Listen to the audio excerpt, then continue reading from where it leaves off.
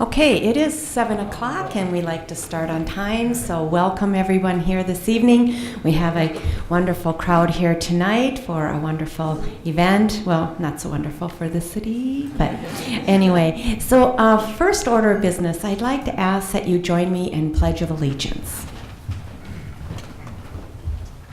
I pledge allegiance to the flag of the United States of America and to the republic for which it stands, one nation, under God, indivisible, with liberty and justice for all. So again, welcome. This is the regular City Council meeting of July 17th. And I'm going to start out first with a few, not announcements, but I'm going to introductions. I'm Lisa Whalen, I'm the mayor, and to my left are council members Patricia Thoele, Pam Mortenson, Mike Molitor, and Shannon Bruce, and on the end we have with us our city engineer with WSBE, Paul Hornby, and then on the end we have Cassandra Tabor, who is our HR and communications coordinator, and then to my right our city administrator, Mike Barone, finance director, Brian Grimm, Community Development Director, David Abel. Our city attorney with Kennedy and Graven is Ron Batty. And then on the end, we have our Chief of Police, Paul Falls. We also have one of our consultants this evening with us, Candace, and she's going to be doing a special presentation as well. So with that, we're going to move on to approval of the agenda. Are there any changes or additions to the agenda? Staff? None? All right. Is there a motion to approve the agenda as presented? So moved. Okay. Is there a second? Second. Okay. Ms. Mortenson made that motion and Ms. Bruce seconded that. All those in favor signify with aye. Aye. All those opposed? Motion passes 5-0. So first we're going to move on to our special presentations. This evening we have a number of people with us in celebration of a retirement. And I'm going to let Mr. Barone first say a few words. Thank you, Mayor and Council. So here's how I would like to work this. So I'm going to say a few comments about Joanie and her impending retirement, and then we'll move on to having a presentation to Joanie of a plaque, and we'll have you, Joanie, come to the podium. The mayor will join you down there. And then if you feel like saying anything afterwards, it's up to you, but you can do it after that. So pressure's on, Joanie. Let me say a few comments about Joanie Sandquist. She was hired here in September of 1994, so when she leaves us tomorrow, which is her last day, July 18th, she leaves with 22 years and about 10 months of employment service with the city of Minnetrista. So when Joanie told me that she was going to retire, she gave me her retirement date of July 18th, and I looked like, why on a Tuesday? Well, of all days, why are you quitting on a Tuesday? And the story is that basically Joanie has worked a couple of jobs before coming to Minnetrista. She worked at Marquette Bank, and she worked at GTE Telephone Company, or Contel. So July 18th is important to her because that was the day that she started working full-time in the workforce 40 years ago. So she's going to start her employment and end her employment on the same day. As most everybody knows, Joanie has been the voice and the face of Minnetrista City Hall since she's been here, and she's done such an outstanding time during her time here. I had a chance to look at her personnel file, and I noticed that there was something there that said, respond to this statement. State any additional information you feel might be helpful to us in considering your application. And Joanie wrote two things. She said she was a reliable and conscientious worker, and she had an excellent attendance record. Well, Joanie has certainly been a reliable, conscientious employee with an excellent attendance record, but I also mentioned earlier that Joanie has been the voice and the face of Minnetrista City Hall, but she's also been the heart and the soul of Minnetrista City Hall as well. We will certainly remember all the work Joanie did for us here, her customer service and her deputy city clerk duties, and a whole bunch of other things, including more recently having to deal with our building inspections area, which just started up a couple of years ago. We will certainly remember that work, but I think what we will remember most of all are the things that didn't show up in her job description that she did for us here, like circulating a birthday card for everybody to sign. When was your birthday? She knew when all the birthdays are. She organized just about all the city events. We had days like Chili Day, which doesn't mean it was cold, it means we ate chili. BLT Day, she gave everybody around Easter time a little plastic egg with your name on it, and it had candy in it. She organized the Christmas party pretty much every year. This all demonstrates that she treated us all as friends and why she is the heart and soul of the city. So, Joanie, we wish you nothing but the best in your retirement. I know your husband John is here, along with many of your family members and your friends and your former co-workers, and including your grandkids. Our not having you here is definitely our loss, but it's certainly their gain. For many years, last few years, now that she's been a grandparent, I've been getting a lot of time off requests from Joanie that had in the explanation section of the form for time off nanny granny days. So now every day will be a nanny granny day for Joanie. So I'll go back to Joanie's employment app for just one more time. So in the app, there was a section that asked for her to summarize any special skills and qualifications she wrote. She said she's dealt with customers over the phone and in person and have enjoyed the contact. Well, Joanie, so has everybody here in Minnetrista. All the residents have enjoyed interacting with you, whether it's been in person or on the phone, as well as all your co-workers, current staff members, past staff members that call you a good friend, and we're so glad that you were here. So, Mayor, if you want to head on down, take this plaque to the podium and call Joanie up.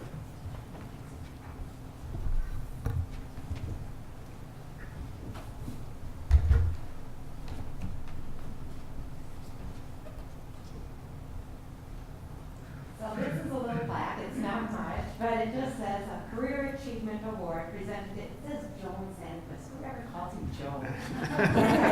Joan Sandquist, in recognition of 22 years of outstanding, I want to emphasize outstanding, service to the city of Minnetrista, and thank you for your dedication to this city and to City Hall and our staff and to council. I have to say, I met Joanie back in '99 when I was first elected and running for office, and she is the first face and voice that you see when you come to City Hall, and it has always been a pleasure to have her here. So thank you so much for having me.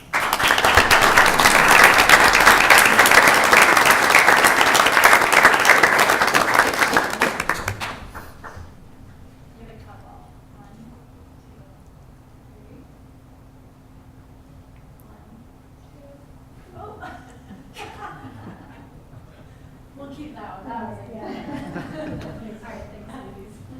I do have a couple of words. First of all, thank you to council and my fellow employees. I said you talk about being a part of your family, and definitely the employees that I've seen over the years, they come and go, but they're definitely part of your family, and it's time to leave that family and go on to my other family, which John, my husband, of nearly 40 years, and my kids, Drew, and he's out in Washington, D.C., and Ryan is nearby, and daughter-in-law. And of course, my three darling granddaughters, and Layla, Lucy, and Pearl, and they'll be definitely a big part of my life, and it's time to move on and spend more time with that family. But again, thank you for everything. I know everybody's heard me say that I love my job, and that's not a lie at all. It definitely has been a good thing for me, and I love almost every minute of it. And the residents too. The residents that have come in, the little old man, the elderly men, and the little old ladies that come in to pay their bill, and I love it. They come in and just to chat or whatever, and that was part of it. And I hope I'll miss them too. So as well as my employees. Anyway, but thank you very much. Thank you.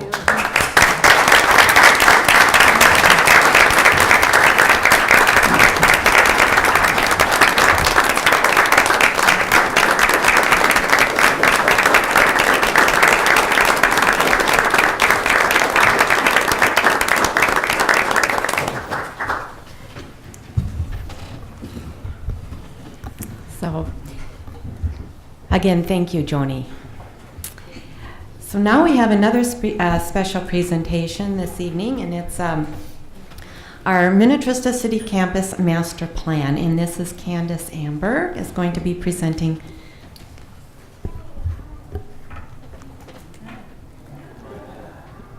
Did you have the PDF? Sure. Oh, thank you. I'm Candace Amberg. I'm a landscape architect from WSB and Associates. And I have been working with the steering committee for the campus master plan. Oh, how long has it been? I think almost a year now. Yes, hasn't it? correct. Yes, Yep. okay. Yep. Time flies. All right, so what we've been doing is we started out by just coming up with some broad needs or desires of the city, and from there I kind of took that information and worked with the group to kind of come up with some different concepts of ways to look at the City Hall campus area. And from there we had further discussions, different reviews, and kind of took a look at that plan and determine what was truly needed or desired, or both, by the community to kind of get it down to the plan that we brought here tonight. And so that's what we're calling our campus master plan. But keep in mind, it is just a master plan, so it's very high level. And obviously things change as you go forward. So due to the fact that this is, a large area and you never know when funding is going to become available or how demographics change in the community or people's needs and desires change over time, that we do recommend that, around once every 10 years that we kind of take a fresh look at the master plan and update it as necessary, or if all of a sudden you see some demand that you hadn't heard in the past, that's another good time to take a look at this. So again, this is just sort of a broad vision for the campus and a guiding plan. And obviously it's not to the point of detail where you can actually start implementing it exactly how it's shown. So it kind of shows you how different areas correlate to one another, how the circulation can kind of flow, and the types of things that you kind of want to see happen with the campus area. And again, some areas just to take into consideration in the future. So if you do come across some opportunities, such as land acquisition, if that happens to show up, what you could possibly do with that to kind of tie it into what you have existing right now. And so with that, we have 4 different plans, and I'm going to try and be brief because I don't want to take up too much of your time. Candace, if I may, Yes. just to remind the Yes. council, so in order to get to this point, as you mentioned, we've been working on this for over a year. As you recall, we did morph this in with our comprehensive plan update, and that's what Candace referenced, our steering committee. But also, the goal with doing that was to get public input. So we did have an open house, a public open house, which we gained input on this. It wasn't this year, it was actually last year's Trista Day. Candace was here talking to people and getting input on a campus master plan. And then we also used social media, My Sidewalk, Facebook as a mechanism in which people could provide input. So it wasn't just our steering committee, there was public process and open houses that were held in order to get to the point to where we are this evening. Just wanted to remind the council of that. So Thank go you. ahead, Candace. All right, Yeah. thank you. All right, so what we show up here is kind of our first phases, and I know I kind of put like a 1 to 10 year phase on there, but ignore the 1 to 10 year. It's kind of the initial or higher priorities, so that when you start putting things together, you kind of know what to start with and how to add on to it as you go forward. So it seemed to be like the most high demand item at this time was kind of the need for more work or more space for public works, because you're kind of running out of space right now, and it's kind of surrounding your city hall area and the police station. And we want to just make sure that there's enough room for that public works to operate and function, and yet keep the city hall area very welcoming and just that wonderful space that helps draw people in. And so with the events that actually take place here at City Hall, safety was another huge factor that came into play when people talked about, okay, we have Trista days, but we have people in their cars lined up along the county road, and that's very unsafe for kids and people getting in and out of their cars. So what can we do to make this a better space for that? So that's kind of what we focused on the initial phasing of the master plan, as well as some more desire to have trails, getting out and actually recreating and be able to access the regional trail from this piece of land. And then the other thing that came up a lot was a dog park area. So that's kind of what we're focusing on the initial phases. And so what we wanted to do with this is we have shown off on this area, the hillside to the west. It's currently a field. And so that is kind of where we're showing, that maybe that's where Public Works can expand to and kind of create their own center right there. And you can put some screening around it, so it kind of has its own separate feel from the actual City Hall area.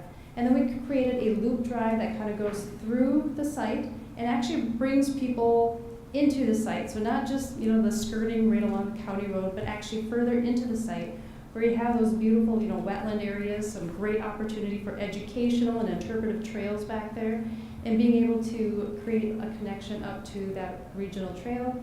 It will mean having to somewhat bridge a little bit of a ditch area, but there are small bridge structures you can do to kind of make that connection in the interim.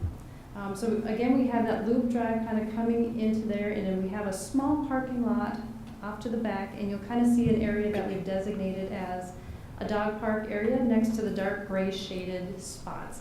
So the gray shaded spots are land that are not currently owned by the city, those are privately held. And so off to the side, you see that's an area that, that might be a great place to put a dog park. The other area we looked at is just to the north of where we have expanded the Public Works site. So those are a couple of locations you can kind of look at. They both have pros and cons to it. One side is a little bit larger, but the one closer to the regional trail, the people using the dog park would have easier access to get actually on the regional trail from there. So those are things that you can play with as time goes on. All right, we can slide to the next one. And expanding from that, so then we're kind of looking into adding on to what we had in the initial phases. And that was kind of creating that civic campus right behind City Hall and the fire station.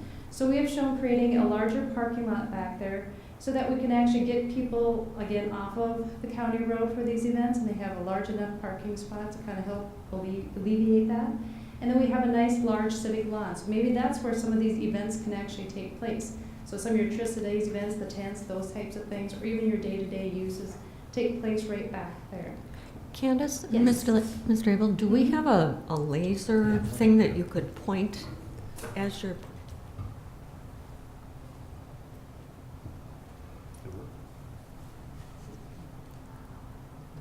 Great, thank you.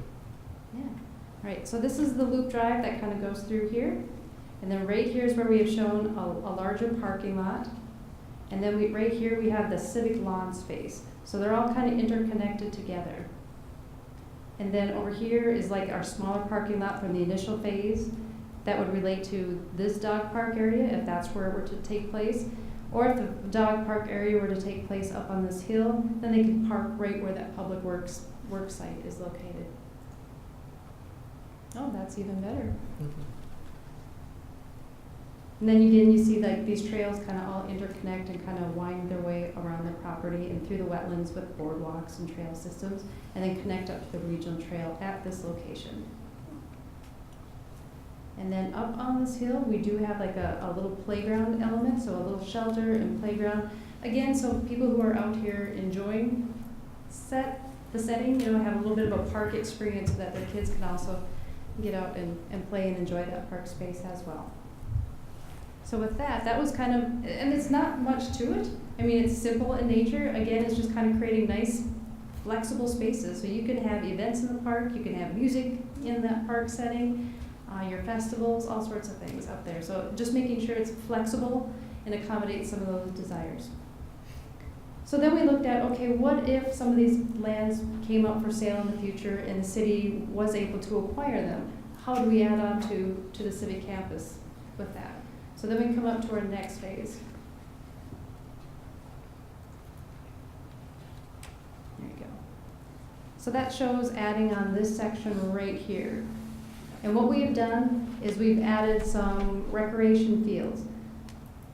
So that could be like lacrosse, soccer, those types of events. It's just nice open green spaces. And we did talk to the school district, and that seemed to be like their most thing that they need and demand is field spaces.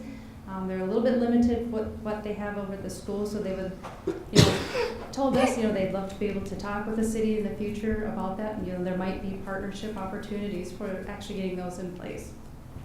And then it also seemed to make sense since we're so close to the athletic complex nearby that as we're expanding in that direction, that it just kind of plays off of that athletic feel to it.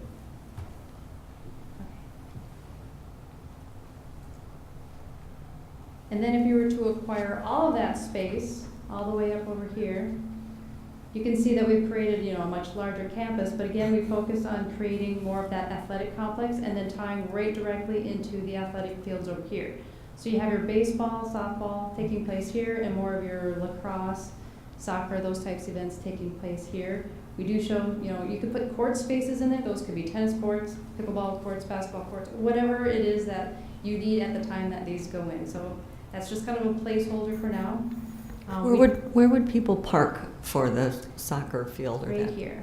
So we have a large parking lot here and then here. And then we have some parking here and then parking all along here as well. So it's kind of all along this drive. And then we created this new drive that comes out onto the county road at this point.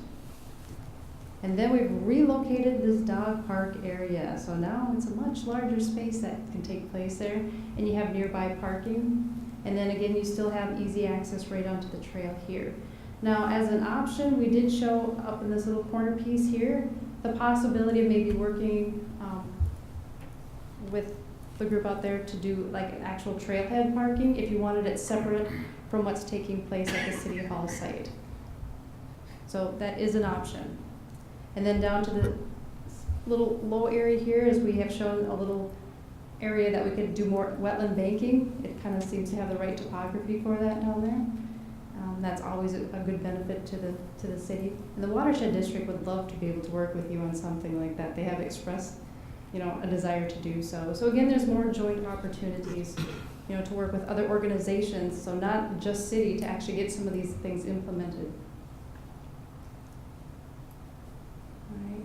I'm trying to think if I missed anything. So over here we show like a little concessions area. Like I said, expanded parking. If this were to take place here, then this would disappear. So this would just become more natural space. So again, we explored different options. We actually at one time talked about possibly having a community or rec center located here. But based on our further discussions, a lot of people felt that, this just wasn't the right type of community or that could support that type of facility just due to how much it costs, not only for building it, but operating and maintaining it and stuff. So this is kind of what we focused on, was a little bit scaled back plan. So again, keep in mind some of these things are way in the future, but it again just provides you that vision and a guiding plan. So as things come up, you might be able to get a grant and you're like, hey, this is great, we can actually put something in. This will kind of help you guide that and help you kind of tell you, what's approximately the best location. But as you go forward in time and start thinking about putting things in, you have to take it to a next level. So again, this is a very high level, and at some point in the future, you're going to have to get a little bit more detailed and a little bit more detailed, where you actually start working with the different landforms, determining how the things are going to actually fit on the site, because things do change. So this is just kind of giving you an area of how things connect together, but how they ultimately fit in the site might change as things are put in. So with that, are there questions on any of these plans? Any questions? Comments? I know that it was a lot of work on the steering committee's part, and I know 2 of our members were part of the steering committee, so you're pretty well informed. Again, this is just some concepts, some ideas so we kind of have a high level, like you said, plan. So when opportunities arise, we might be able to take advantage of those. So this is great. Do we accept this plan?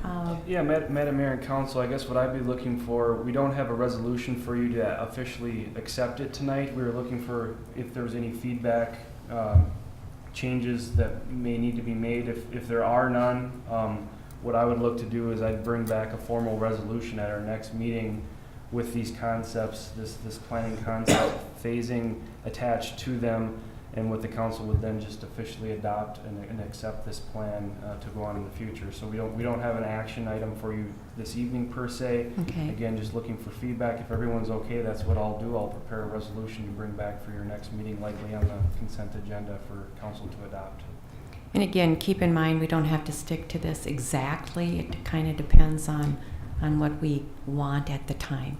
Ms. Bruce. Yeah, Madam Mayor, Council, I do have some comments. I didn't realize that we were going to be, I realize we're not taking action on this tonight.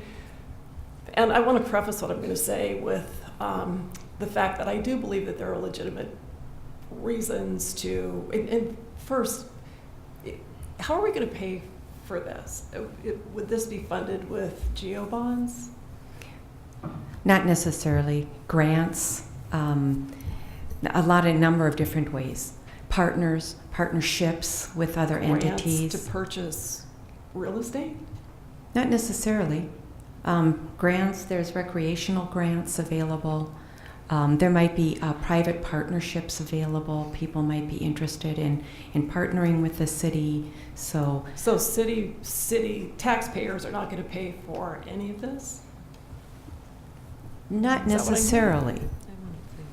I mean, some of the dollars would come from our park dedication funds probably, Right. but then, yeah, it would be, I mean, depending on how big a project you have, that's where maybe you have to look at a geo referendum, then it would be, or, on a bigger project, like usually if we ever get to something larger, you would do potentially a referendum bond or something, or, especially on amenities, it's where you would tend to go up for referendum versus just doing a regular geo bond, but it depends on what monies we have on hand versus what our needs are to do whatever phase of the project or the plan it would be, I guess, so. Because I'm seeing public works and a big parking lot and a big loop, and I'd be surprised if we got grant money to pay for things like this. I think something of this magnitude is going to require bonding of some sort. And I think in the private sector, when you're looking at expansion and when you're looking at borrowing money for things, there's risk involved in that, and because there's risk involved in that, you have to do a lot of homework, and you have to look at your cash flow and your revenue growth and the economy and all those factors to make sure that you can cover that growth. And that's not true for the public sector. For the public sector, for cities, there is no risk involved when you borrow money to expand. I think you're Let me getting finish. ahead. No, let me Yeah. finish. When you borrow money for expansion and for things like this, all we have to do is raise taxes to have it covered. And that's our job as a council, is to make sure that we're stewarding those responsibilities well. And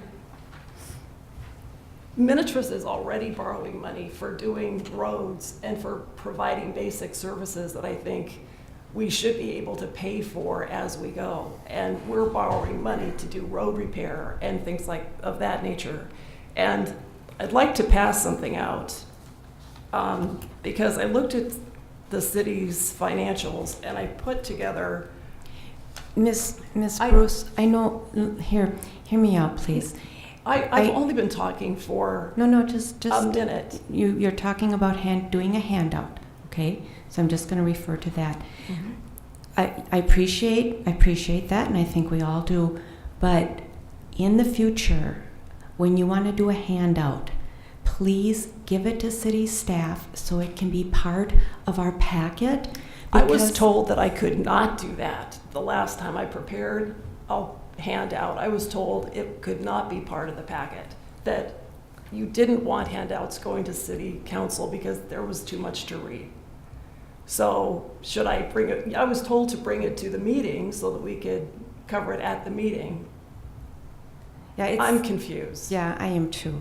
Well, why don't you hand it out, and Okay. then maybe we can talk about that at a different date.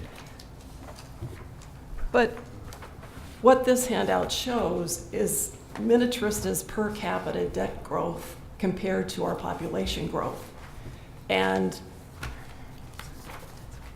I think until Minnetrista is in the position where we can pay for basic city services, road repair, road maintenance, things like that, without borrowing money, I'm not comfortable adopting anything like the magnitude of a city campus plan that is going to require borrowing money until we can take care of our basic services. And there's something wrong with our financial management if we can't do that. And I think if you look at these numbers, you'll see that our population growth is pretty flat. And our debt growth, per capita debt growth, has increased 369% over the last 10 years. And I think Minnetrista's debt growth is growing way too fast. And I think we need to consider things like this when we're looking at even talking about city campus plans like this. And these numbers came right out of the Minnetrista financials for 2016. And all of this, the debt includes all debt types. It includes general obligation bonds, revenue bonds, special assessment bonds, but all those bonds are debt that require repayment by the taxpayers. All right. Any other comments? Yeah, I would like to add some more comments as well. One thing I noticed, it just kind of strikes me, wasn't, I don't know, probably 2 or 3 meetings ago, we were talking about our parks, and we were talking about the master plan that we had for Lyle Park, and we were all kind of lamenting about how our hands have been tied by this plan that was put in place by none of us that were here, and there's no funding sources, and none of us were too happy about that. This to me looks like we're doing the exact same thing, except 10 times more grandiose. Not to degrade any of the work that was done, but I think I'm not opposed to having the land that we have now.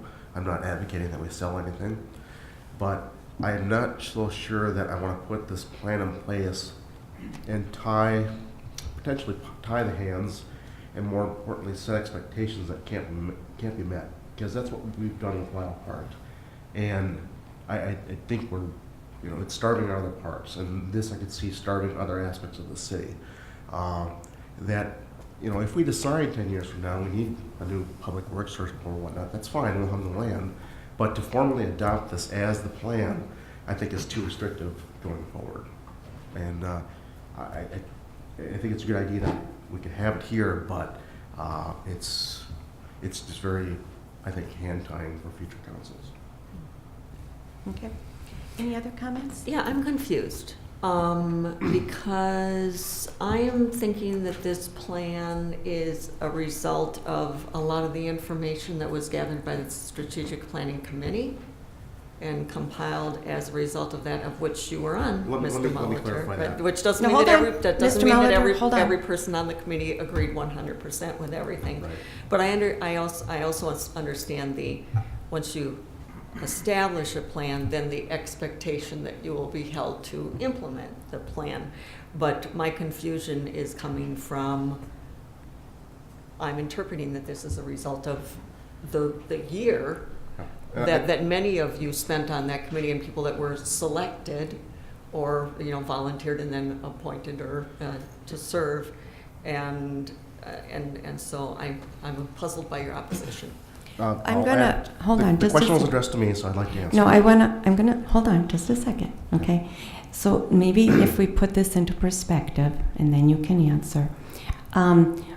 This kind of started out because at one point there was an idea about putting a water treatment plant kind of smack dab in the middle of all of the land that we own. So it was, and also because we do know in the near future, maybe in the next 5 to 10 years, we're going to also need to expand public works storage and facilities.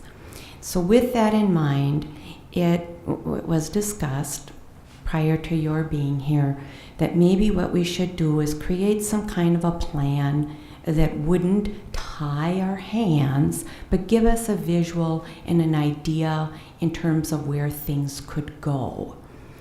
And with that, we said we're not looking to take out a whole bunch of bonds and put us in debt because of this. We just want something that we could potentially do. Now, we wanted, and we said at the very beginning, we're going to make sure that this is just a big picture concept plan. And we've never said we're absolutely going to do this. We said here's potential, what might happen. And with that, we also said, well, if we're going to do this plan, what does the public want? And what would they like to eventually someday see here? That's what this was about. We could say, we're not going to do this at all. we're going to just throw this down the drain and forget about it.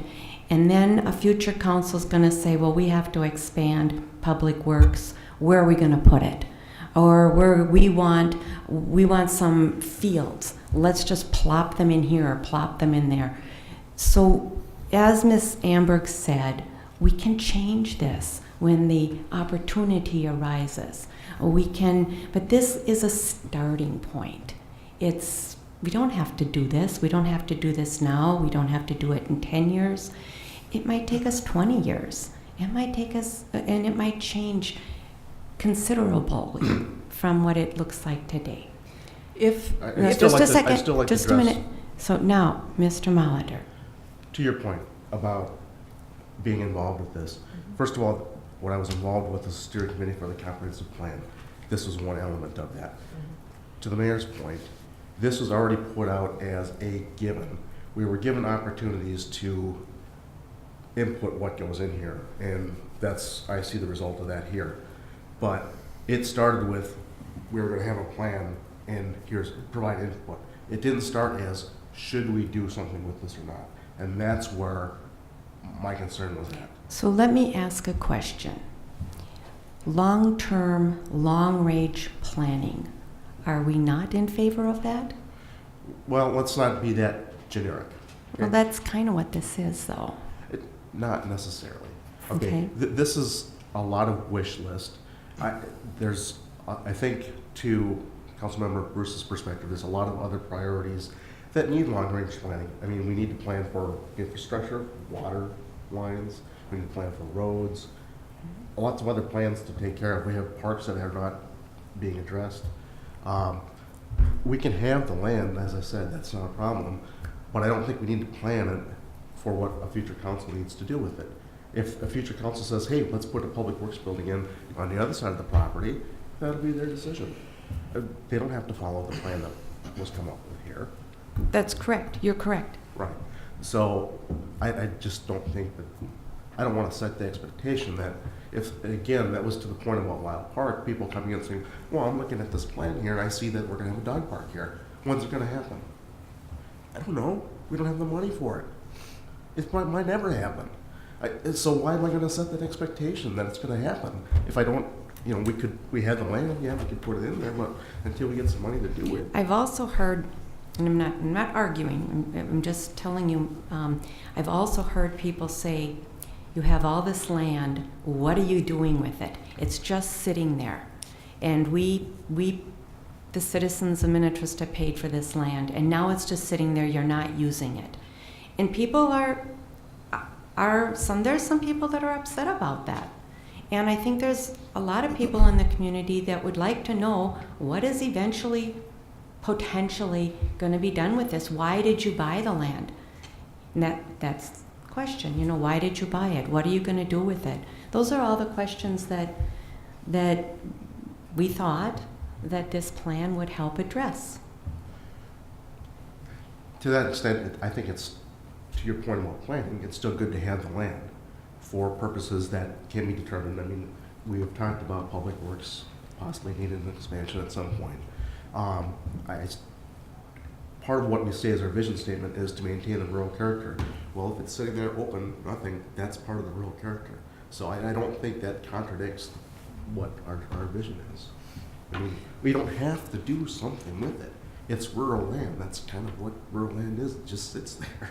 So I don't, to that objection, I don't think that's a real big concern. Can I ask a question? Sure.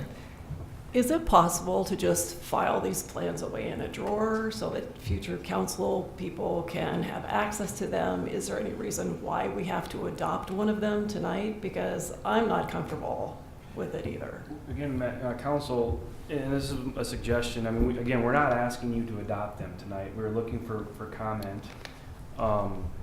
You can word the resolution however you want to word the resolution. Or not have one. Or not have one.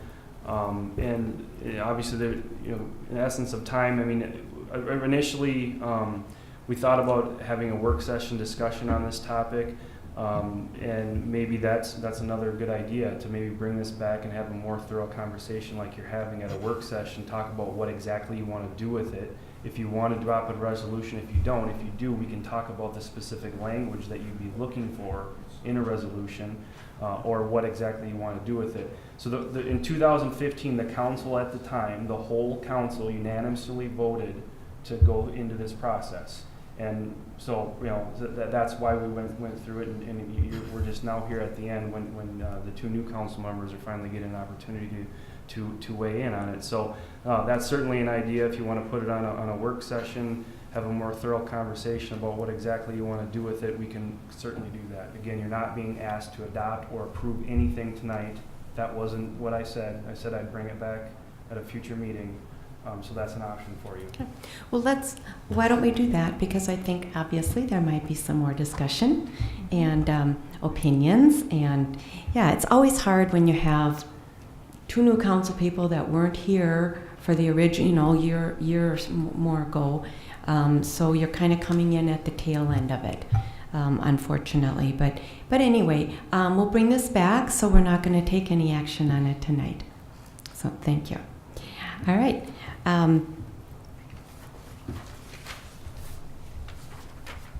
We're going to move on to the bond financing items. Todd Hagen is with us. Yeah, Madam Mayor and Council, so this is in your packet starting on page 11. And a couple items we wanted to update you on tonight is the couple attached runs that were started on page 12 and ran after that are potentially financing or refunding our existing 2013A and 2013B bonds, which were done for the roundabout in the Kings Point Road project. And it's one thing I'd probably point out, just based on the original discussion or the last discussion, is that these bonds are mainly being paid for by special assessment revenue. So there's multiple revenue sources for these bonds, as that was just done in this handout. There's water revenue bonds, there's special assessment bonds, geo bonds, etc. So what we wanted to do is have the council look at those and see that we could potentially save some dollars by refunding based on the current interest rate market.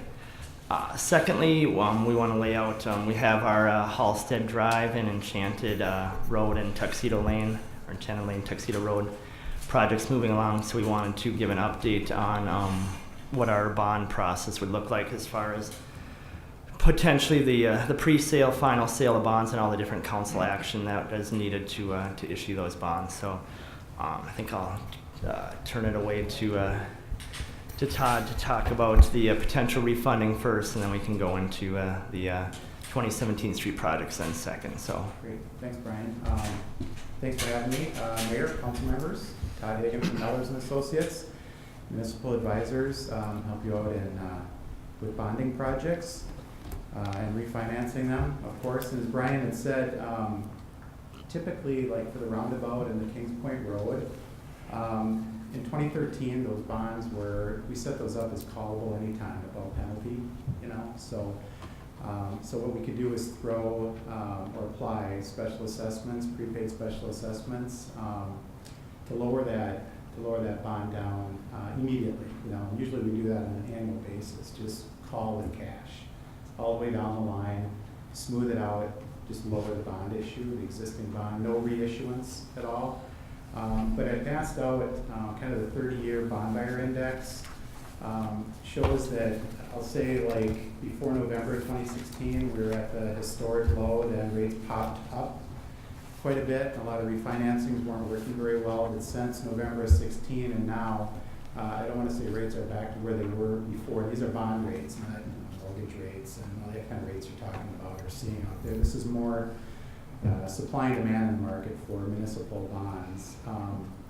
That we're getting to a kind of another historic low right now. So with some new projects coming up in August, September, Halstead, Enchanted, and Tuxedo, we thought it'd be a good idea just to take a look at not only just applying cash to these outstanding 2013 bonds, but reissuing them at a lower interest rate. And so it'd be new money bonds. We talked about Tuxedo, Enchanted, and Halstead would be like a Series A bond coming up in August. These would be refinancing, 2013 bond would be a B bond and a C bond, because one of them is a taxable bond too. So we'd have three bonds, one new money and two refinancings. If the refinancings don't work out the way we want, we can kind of pull them too, like a week or so before the bond sale. I think some of the efficiencies scale on this would be that we'd have a bond rating on all three. And if we just were looking at refinancing the 2013 bonds for an interest cost savings, we'd sort of be out that Standard & Poor's bond rating. But now with a larger new money project coming up, we can capture some of those efficiencies, and it wouldn't be that as part of a hit if the refinancings don't go. One of the uncertainties, I think, with refinancing those 2013 bonds is we'd like to keep them obviously callable at any time without penalty again, right? So I remember back in 2013 we did get a lot of bids, but they came in a little higher. So I'm looking at sort of on each of these bonds right now about putting as much sort of uncertainty risk in them with the interest rate to see how much we could save over the remaining period. We're looking at maybe $130,000 a piece, on those with remaining 12-year term or wherever we're at with that. Could be another $50,000 a piece too, and we just really don't know because the market really isn't used to bonds that are callable on any date without. Usually there's a lockout period, like 8 or 9 years or so, and that's sort of what they're used to. But they did get, sort of surprised back in 2013, and those rates came in a little higher, and not a lot higher. So there's not a lot of comps out there, a lot of comparables, but tonight just talking about the possibility of, if you're interested at all in actually just basically refinancing, issuing newer low interest rate bonds for those for the roundabout on the Kings Point Road, with at the same time we're selling those new project financings too. So you're saying the Kings Point Road project, there was the road itself and then also the roundabout, and those are the two bonds. Yeah. And those are special assessed against all of the properties or parcels in Woodland Cove, correct? Which is basically just the developer pretty much paid The for the vast developer, majority right. of it. So that was based on the agreement needing to put in the Right. roundabout to feed the development and then also upgrade Kings Point Road. So Right. that was very little impact to the, Right. whether through, I think it was small utilities portion, but there was zero tax impact to the Right, to the residents. And then, so then let's just say we did refinance these and we're able to save 50 to 130,000 is what I'm hearing you say. Would we then have to go back and reassess the developer? So that's money in our pocket.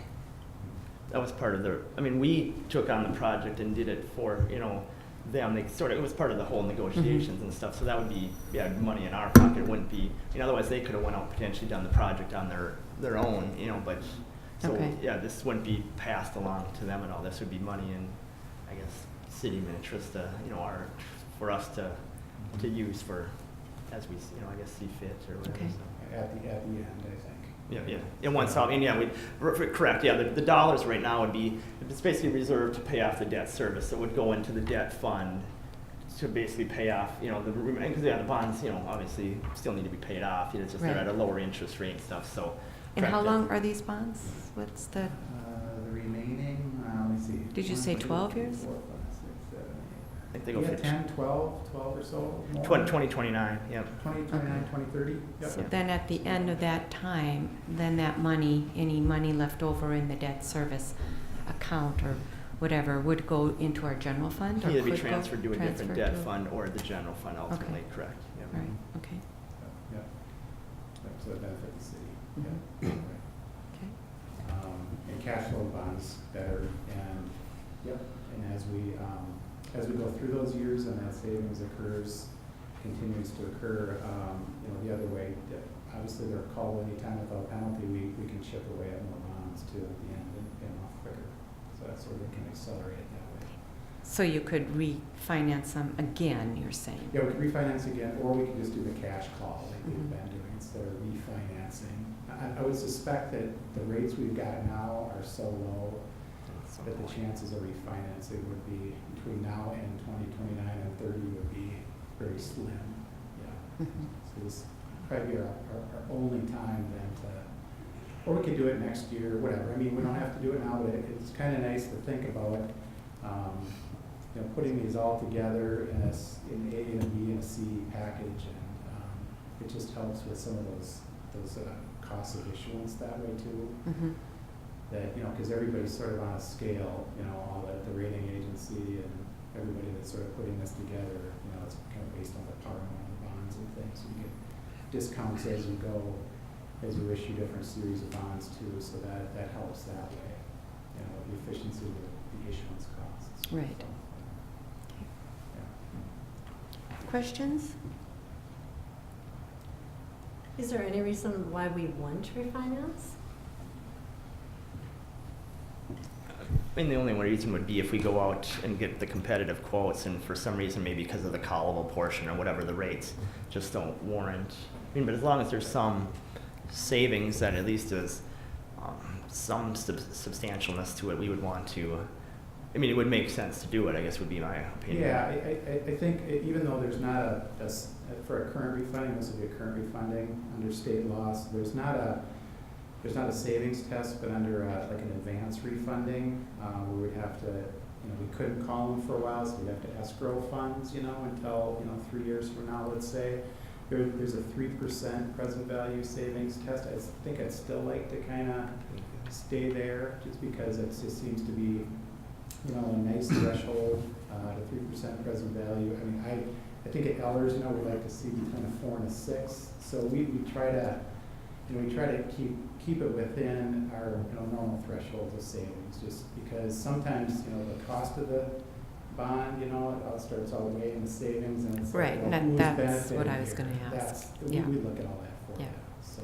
Yeah, I'd want to find out what's the cost to refinance these versus the actual savings. Yeah, and it's all ratios like that, and we've, we just make sure that, you know, we'd be saving, you know, at least that threshold, and then, you know, there's no escrow, so there's no negative arbitrage there, so it really is exchanging one for another, and I think it's a very simple test at this point.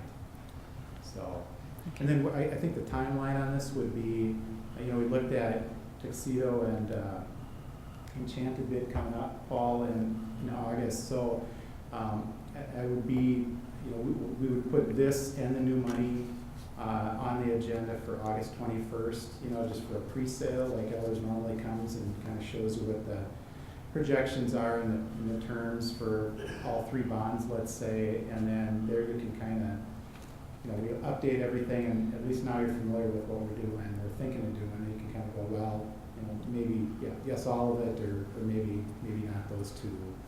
And you can make a decision to kind of, you know, maybe take those out or keep them in at that point, and then we just move on with a bond sale on September 18th, I think, for the new money, and then if these come along, that's the idea. So those would be the 2 dates I'd come back, and so you wouldn't be selling bonds until September. And what are you guesstimating, I'm sorry, the new bond rate would be somewhere around is it 3.6, is that, or no? I'm sorry. Yeah. 2.8. Which one, I mean, what are you anticipating a new bond rate to be? Yeah, so it'd be around 2.6 on the tax exempt, and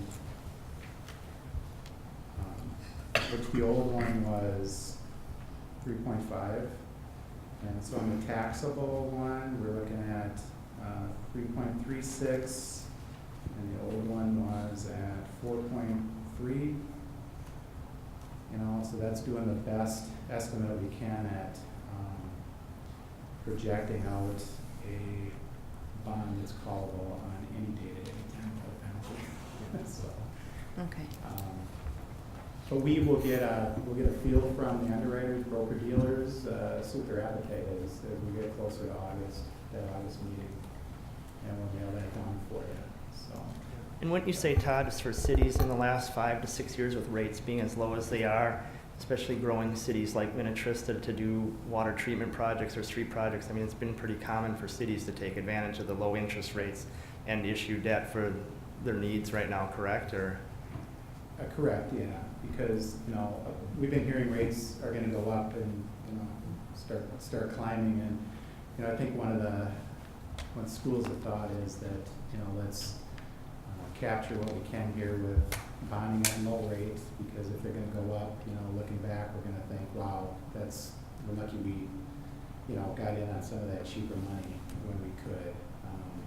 But, we keep hearing that, and, it hasn't really spiked up yet, but November of 16, December, got me thinking that, that would be interesting if they keep going up. So it's been nice right now, and it's good to lock in. I was just in Waconia tonight, and they issued a big $7.5 million infrastructure bond and a fire truck. So and it was a short bond issue, and it was under 2%.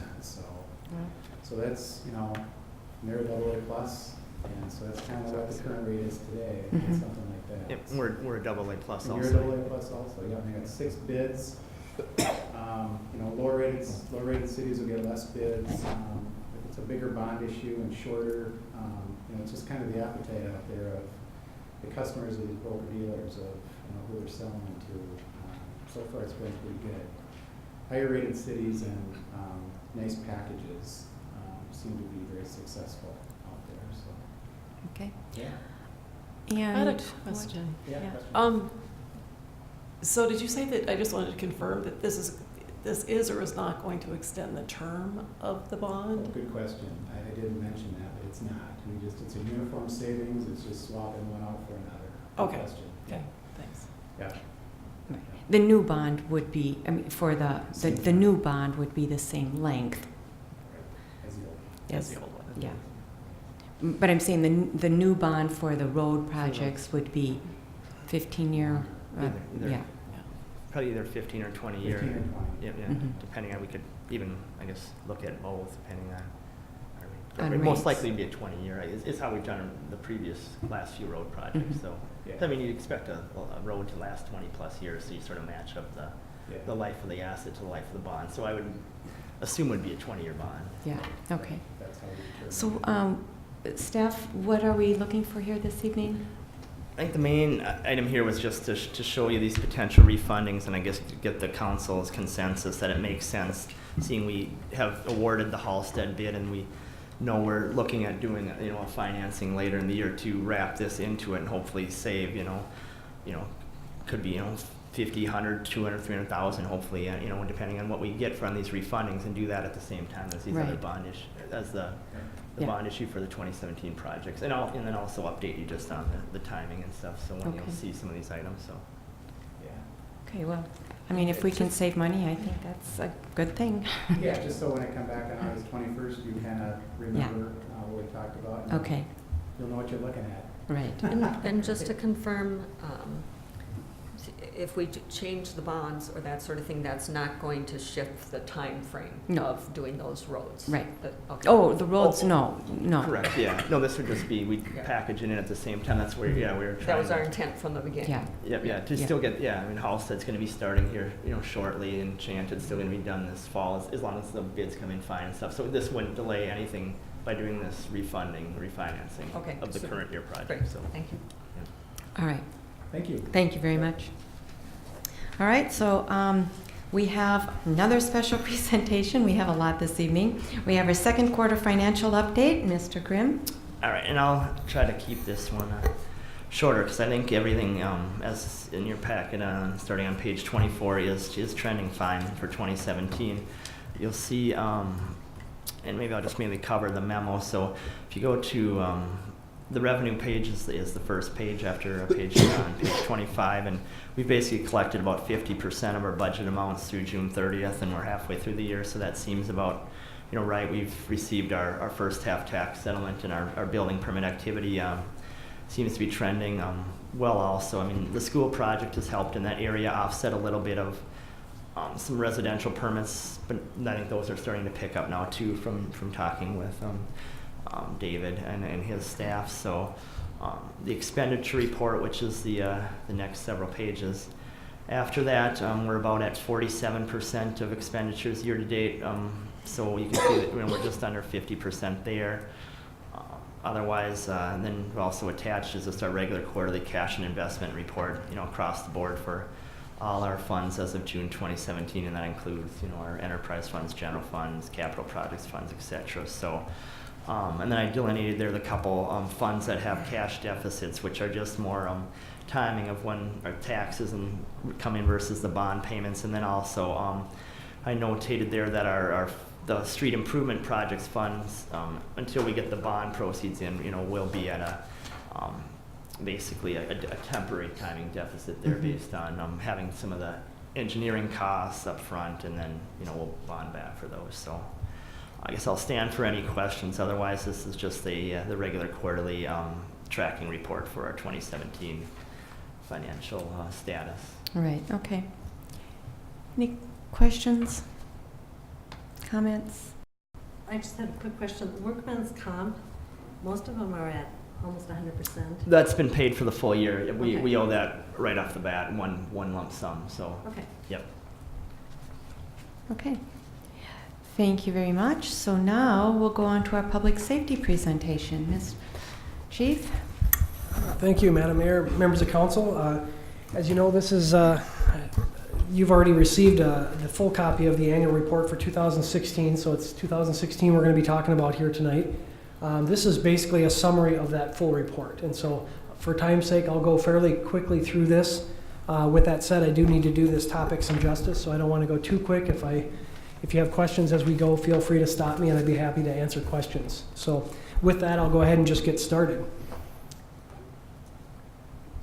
I'll just start out with our mission statement, which is important only because, that's why we're here. This is what we're looking to accomplish, and I like this one because it's very simple, but it truly does encompass everything that we do in public safety. And it's very simply to fight crime and promote safety, and so that's what we're here for. And I like it because it's very simple. Our staff, easy to remember and very easy to understand whether or not we're accomplishing the goal that we're set out to accomplish. So. 2016, we had a number of staff changes or updates, additions, if you will. First off, Community Service Officer Ryan Farniak left us to pursue college full-time, so we had 2 full-time CSOs, which is a very necessary position in our department, as you're aware.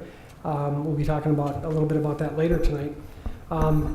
We also added 2 officers. One, Officer Justin Thompson joined our team in August. He came to us with several years of prior law enforcement experiences, which doesn't happen too often here, and we're starting to get to the level with our city and our agency where we're going to start to see more of that. Just simply because our community is growing, we have more opportunity, and so our staff has really over the last 5 to 10 years stabilized greatly compared to way back. And so we're very proud of that. And Officer Thompson came with experience from both the Three Rivers Park District, which we have several in our city, as well as the McLeod County Sheriff's Office. So that was very beneficial, and he's doing really well.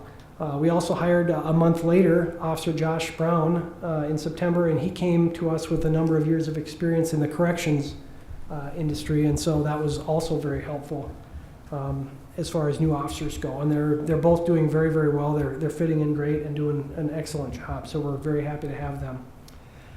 One of our biggest accomplishments, I would say, in 2016, we've talked about this for a number of years, was the addition of the Drug Task Force position. And so, as you know, there's been a lot of media coverage surrounding narcotics and investigations, drugs in general, whether they be illegal or legal drugs that are being used illegally.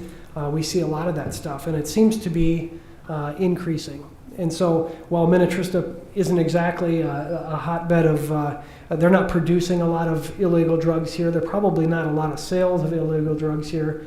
The bottom line is we all know that they affect our communities. And so we have seen a number of overdose cases, which if you have a death, can be enormously comprehensive and time-consuming investigation. And so, but we do have a lot of users, unfortunately, as every community does. And we're learning more and more about that all the time. And this is a trend that's not going away, it's just getting worse. And so this is really an important piece to help combat that. And so I can say, without giving any specifics, that in the short time that we've been part of this task force, our officer assigned to this has been extremely busy. And this is one of the busiest years the task force has seen in quite some time, 2016, and I think that trend will continue. So we'll certainly share more updates on that specifically as they come forward. Let me back up here for just a second.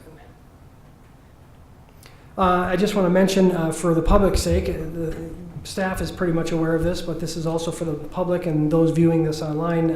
The West Metro Drug Task Force is a multi-jurisdictional unit. It's designed essentially to detect, investigate, and enforce drug-related issues. As we know, they can be very complex, they're very time-consuming, and they're very staff-intensive. And so now that we are a member of this, we have resources available that we just, quite frankly, didn't have before. So we can do so much more to do just that, detect, investigate, and enforce, than we could prior to being part of this.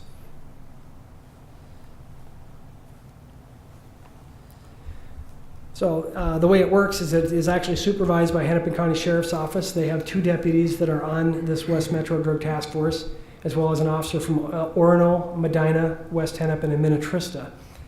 So there's 6 agents in this particular task force.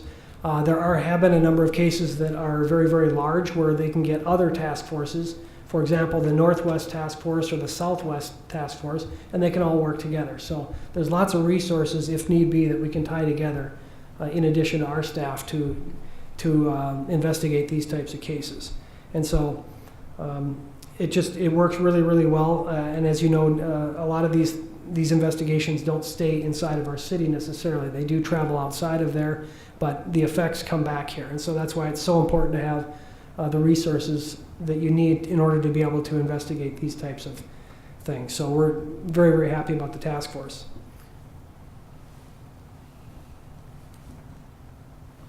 So moving on, we're going to talk about the next couple of slides. We're just going to talk about activity in 2016. So I won't go too far into this, but as you can see, we had 5,761 incident complaint reports in 2016. And what that means is that essentially includes calls for service is probably the biggest portion of that. It also includes self-initiated things, traffic stops, warrant arrests, those types of things. So it's important that we answer calls for service. That's a big piece of that. But the self-initiated or generated items are also important, as you're aware. And if you're short-staffed, you tend to see that portion of it go down. And so you'll see from 2016 was a decrease from 2015. Part of that, we were short a CSO. That's a piece of it. That's probably a small piece of it. But when you hire a new officers, the training process is 16 weeks. And so they're obviously, especially in the beginning of that, they're not really out doing a whole lot of self-initiated stuff. It's all that hands-on training. It's very time-consuming. So it's really several weeks before they actually begin to go out and start to do those types of self-initiated things. And so in addition to that, you also have to pull 2 officers off the road that are their field training officers. And so they're training. They're still answering calls for service, but they're not out making as many traffic stops or that self-generated type of activity. And so you tend to see a decrease because you've got all the staff tied up in training people. That's why it's so important that we choose good people in the first place and that we retain our staff, because this is a really staff-intensive process. So bottom line is that's a lot of incidents. That's a lot of business, if you will, for lack of a better term. It averages out to about 15 incidents per day on an annual basis.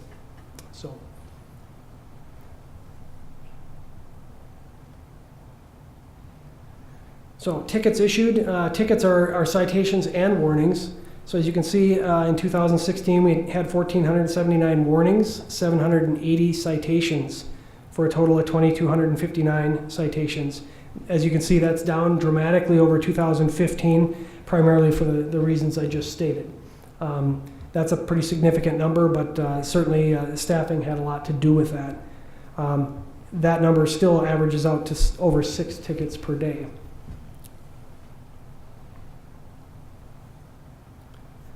So traffic crashes, a lot of traffic enforcement. I know I hear comments occasionally, don't you guys have anything better to do than go out and do traffic? And you've heard me say before that traffic enforcement is an extremely important piece. It's not just about handing someone a ticket, because as you can see, we give out a lot more warnings than we do citations. It's really about stopping that behavior that is not safe. And so that's what we're there to do. And this is one of the biggest reasons we do it, is because the more we can enforce that, typically there's a direct correlation between higher enforcement rates and lower crash rates. Certainly we can't, the goal would be to have no traffic crashes, but that's not necessarily ever going to occur. So with that said, this is what 2016 looked like. We had 16 personal injury crashes, 24 animal involved crashes, car, deer types things. There might be a couple horses in there.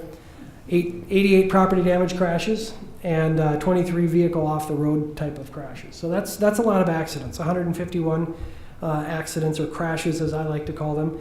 That's down 2%. That's very insignificant from 2015. Let's make sure we're on the same page here. So arrests, we had 96 adults arrested in 2016 and 16 juveniles. You'll note the note below is this doesn't necessarily, the vast majority of those were actually taken into custody, but a number of these were, not necessarily all of them went to jail. And what I mean by that is some of them were charged by formal complaint with an arrestable offense, or they were cited for, again, an arrestable offense. It wouldn't be a petty misdemeanor traffic type of thing. These were all arrestable offenses. So that's a lot of people. That's a lot of arrests. Well, we'll get to the future here in just a little bit. I noted that we did 73 civil fingerprints.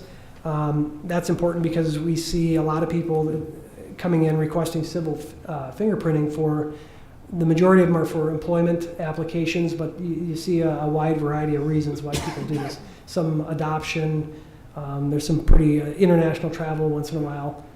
So this is all things that keep us very busy, and this is a service that a lot of agencies do, and we've seen this number has increased dramatically.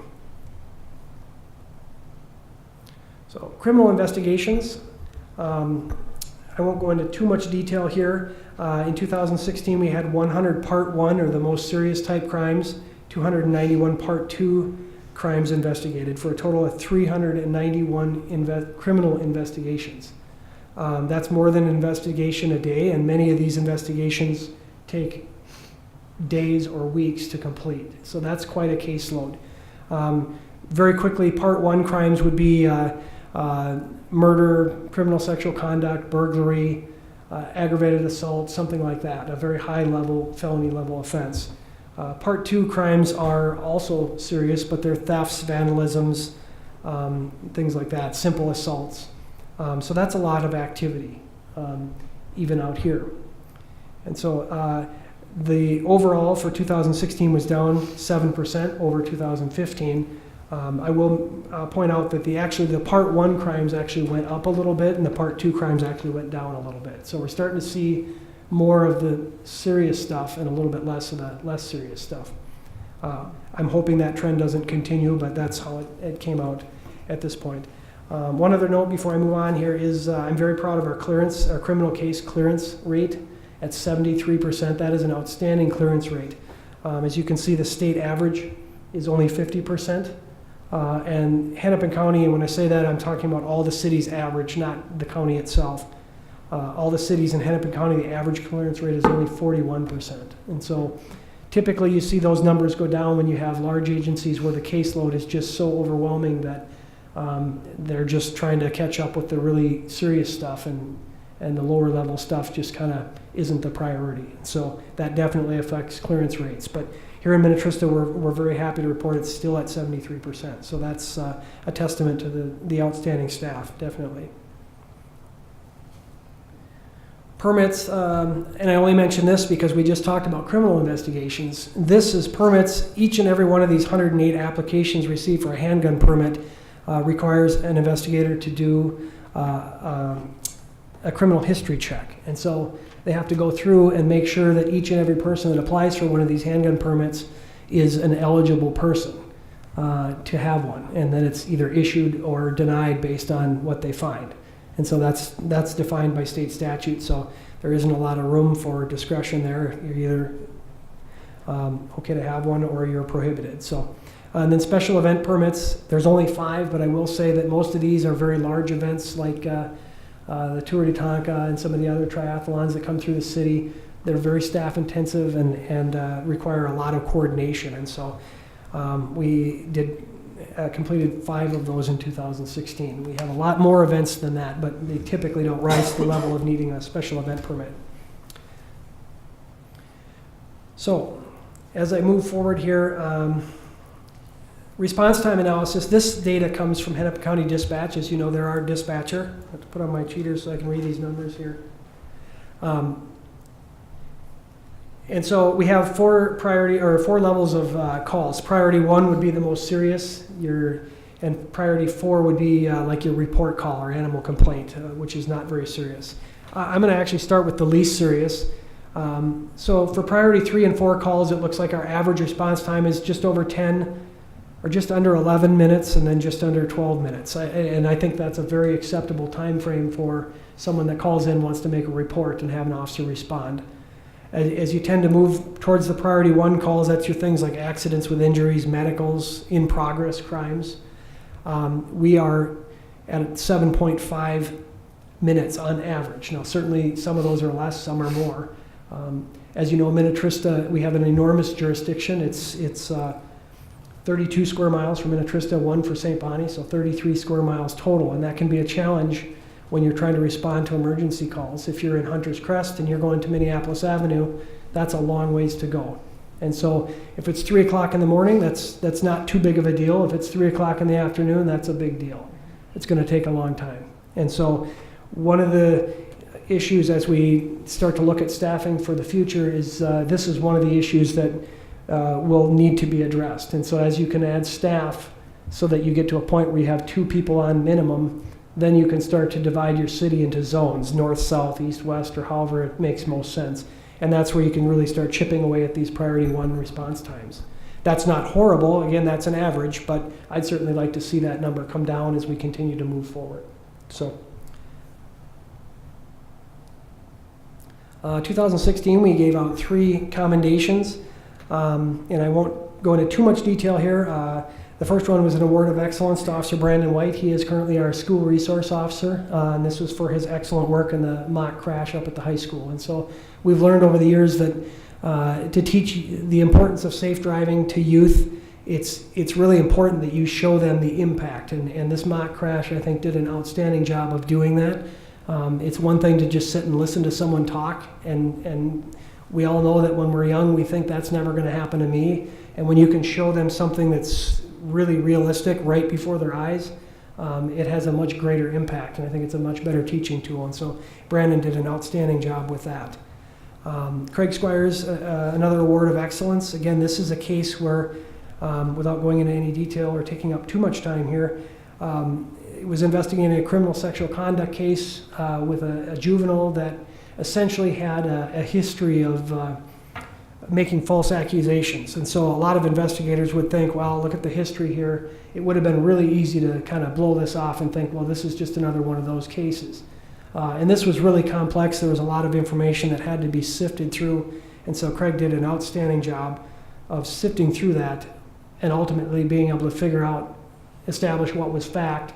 And as a result, there was actually a crime committed, and it was a heinous crime at that. And the perpetrator was actually convicted of that. So again, outstanding work. And the last one was a Meritorious Service Award for Officer John Studelberg for his work as our reserve coordinator for the course of 4 years. So John did a really nice job running the reserve program for that time. Lake Minnetonka SWAT team, as you're aware, we're part of that.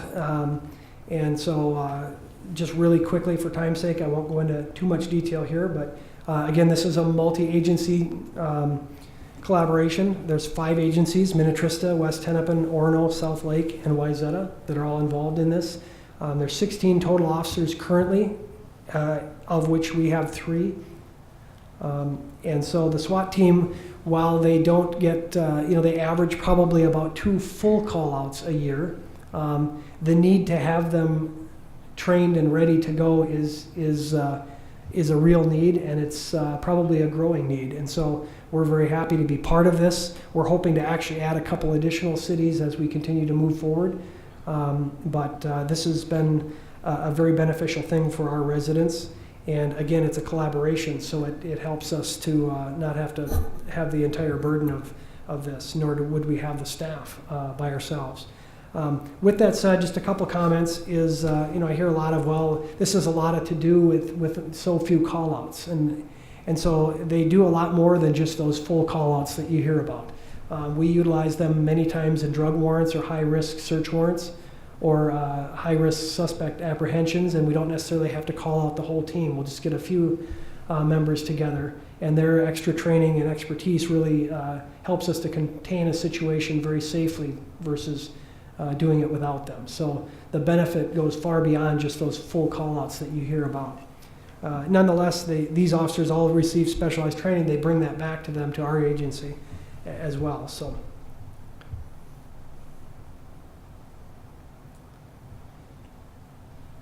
all right, volunteer reserve officers, and we're getting close to the end here.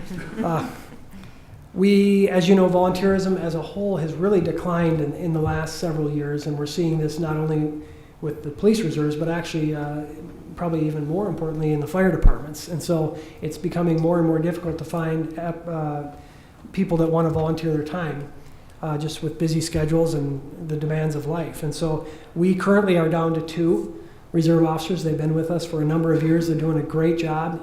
We're very happy to have them. And my philosophy is I'd rather have quality over quantity. But with that said, we still are looking for people that would like to volunteer. If anyone is interested, you can certainly go to our city website, click on public safety. All the information is there, the requirements, application, everything's on the city website. So it's really easy to get the information if people are interested. With that said, they do a lot of things for us, and I won't go through the list for time's sake, but they're very, very valuable, and they do a lot of transports and things that really free up officers to stay in our city and do other things at no cost to us. And so our reserves, the 2 reserves donated over 200 hours of their time last year to the city. So the last couple of slides here are what I call a year-to-date comparison. And so we've talked a lot about all the growth that's happened recently, and with that, there's been a lot of new houses going up, but we hadn't, the activity hasn't really caught up, or hadn't. And now we're starting to really see all these places get occupied, and so there's more and more activity. And so what the next couple of slides are is just a year-to-date comparison, comparing 2016 to 2017, and this is for January 1st through June 30th. The ICRs that we talked about, which is calls for service and self-generated incidents, 2016, 2775. Same period in 2017, we jump up to 3276. So that's a pretty significant increase. Warnings and citations, you can see the same thing. 16 to 17, 775, 980, and 295 to 369. So that's up significantly as well. Traffic crashes, and I guess I can go fairly quick through this. Again, we're going 16 at 66 for that time period. We're up to 75 for 17. Arrests, this one's gone up pretty significantly, 64 in 2016, up to 91 in 2017. That's a pretty significant increase in activity, and specifically arrests. And then part 1 and 2 crimes, 47 and 63, 153 and 62. And then permits to acquire, I guess, isn't as important, but it has increased. So every category across the board from 16 to 17 has increased, and some of them pretty dramatically. So, oops. So I guess with that, are there any questions? I went through that pretty quickly, but I think it was important at the end to show that I think 2017 we're really starting to see things ramp up, because we're starting to see a lot of that new development is starting to get occupied. And so that's a result of being full staffed, everybody's trained, everybody's on the road doing their job. What I didn't discuss tonight, because it actually occurred in 2017, was some of the transitions that we made in investigations, and otherwise I'll cover that next year. But, okay. So activity levels are definitely up. Yep. So any questions? Thank you, a lot of information. I don't think so right now, so thank you very much. I think that's good information for the council to have, as well as for the public to know. So thank you very much, Chief. So now we'll move on to persons to be heard. This is an opportunity for people if they'd like to address the council. We have Mr. John Bull here this evening signed up. If you'd please come to the podium and state your name and address. You'll have 3 minutes to talk to us, and just so you know, we don't make or take any action under persons to be heard. We'll refer it to our staff, and they'll have to bring it back to us at some point. Okay, I'm John Bull, and I run the property west here. Right. People, we gotta fix that. I mean, that's nothing but an eyesore. I mean, the best part of that property, I don't get anything on. So what I would give you a proposal, I wanna tile it. So, and I'll pay for it. But in any proposal, there's a catch. And the catch was if I could run it for 5-6 years, I'll get my money out of it. I already put the waterways in on my own expense. Somebody took them out previous before. You can't do that in Hennepin County. They just wash out and you got ruts and stuff. But I can't get my equipment in and all the best. The city had put the main in there years prior before you guys got here, but they didn't attach any branches, which are probably 80 years old if they're in there. So you got to replace them. So I'm estimating maybe the cost, it isn't drastic, maybe $2,500 to $3,000. And we'll do all the low spots in that front by 110, and then we got to run a line to the back and get some water hose back there. I don't know, I think it's a no-brainer in my book if I'll pay for it. But the thing is, I got to run it for a while. But I thought we prorated over maybe 6 years if the city decides to do something with it. And if something happens to me, I'm deceased, or health reasons or something, so I don't lose it all. That's happened to me twice in the city already, because the land changes hands so quick, and they were all verbal proposals, so I was just out the money. That's what I'm bringing to you tonight. If the council would be interested in that, I would. And then the timeline on that, what we like to do is we like to do it in fall. The crop is off. Now, in Hennepin County, you just don't go ahead and tile something. But I'll do all the legwork. I got to go to the ESAS office. They call it a 1026 form. You got to file. They want to know what's going on. And then I have to go to the Hennepin County Soil and Water Conservation District, and they're going to come out and look to see what I'm doing. Number one on their list to make sure there's no wetlands involved, which there aren't, and then I got aerial maps and stuff. But I'll do all that if you guys give me the okay. And another thing, I got to get a tiler in here. That's another question mark. And to get the county, they really drag your feet on stuff. It took me last time 7 months to get it okay. And I did it twice, and both times in 7 months. But maybe I can jack them up a little, because in 7 months the ground is froze. So hopefully I can do it maybe in November, supposedly. If not, we got to wait till next year around. So. Well, Mr. Bull, what I'm going to do is refer you to staff, because like I said, we don't make any decisions here tonight. We don't have any information, or not enough information. And so I think staff will have to be in contact with you and set up a time frame. Well, Madam Mayor, members of council, just I guess briefly while he's here and he's raised the point, as you'll recall, we went out for requests for proposals to submit quotes for leasing the land, and Mr. Bull was successful in doing that. You guys entered into a lease agreement with him. I guess generally, from a staff standpoint, it's not necessarily just a decision, but we're just looking for head nods as council interested in pursuing a more of a 5 to 6 year lease option. As Mr. Bull outlined all the details, we can certainly work through with him and the permitting and all of that, but it'd help to know if the council is at least interested in entertaining that, so we can start working on all that detail in moving forward, and we'd of course bring that back for you guys to approve eventually once we work through the detail with Mr. Bull. So is that something the council would be interested in, more of a long-term scenario as he's proposing? I think I'd like more information on exactly where the property is, and I don't remember entering into the leasing agreement, so I just like to see the information in front of us before we make a Yeah, determination on that? it would not have been, I think it was last year, so it probably Okay. would have been. Pardon? We did it this year. I remember this. Did we? Yeah. Oh, okay. I just have some Okay. questions about what tiling, I'm not a farmer, so I don't know what tiling is, and so, Well, I think the mayor is correct. I think the approach on this should be to have a conversation with Mr. Bull from staff to you, Yeah. and then kind of figure out the pros and cons of this from the city's point of view and his point of view, obviously, as well. So And then we could staff could certainly- bring it back. I do, we just need a little more information than the 3 minutes that we have here this evening. So, and then we could bring it back maybe at a next future council or work session. Sure. So, I'd like to add, I think it is a reasonable request to have a longer lease if he's going to invest in something. obviously, right. And we'd Right. want to work out those details. Right. And But I think in general, I but- think it makes sense.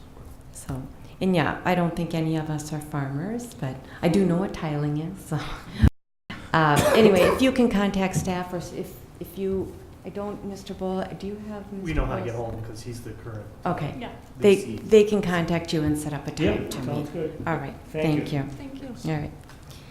We don't have anybody else signed up, so now we'll move on to consent agenda items. It's a long list.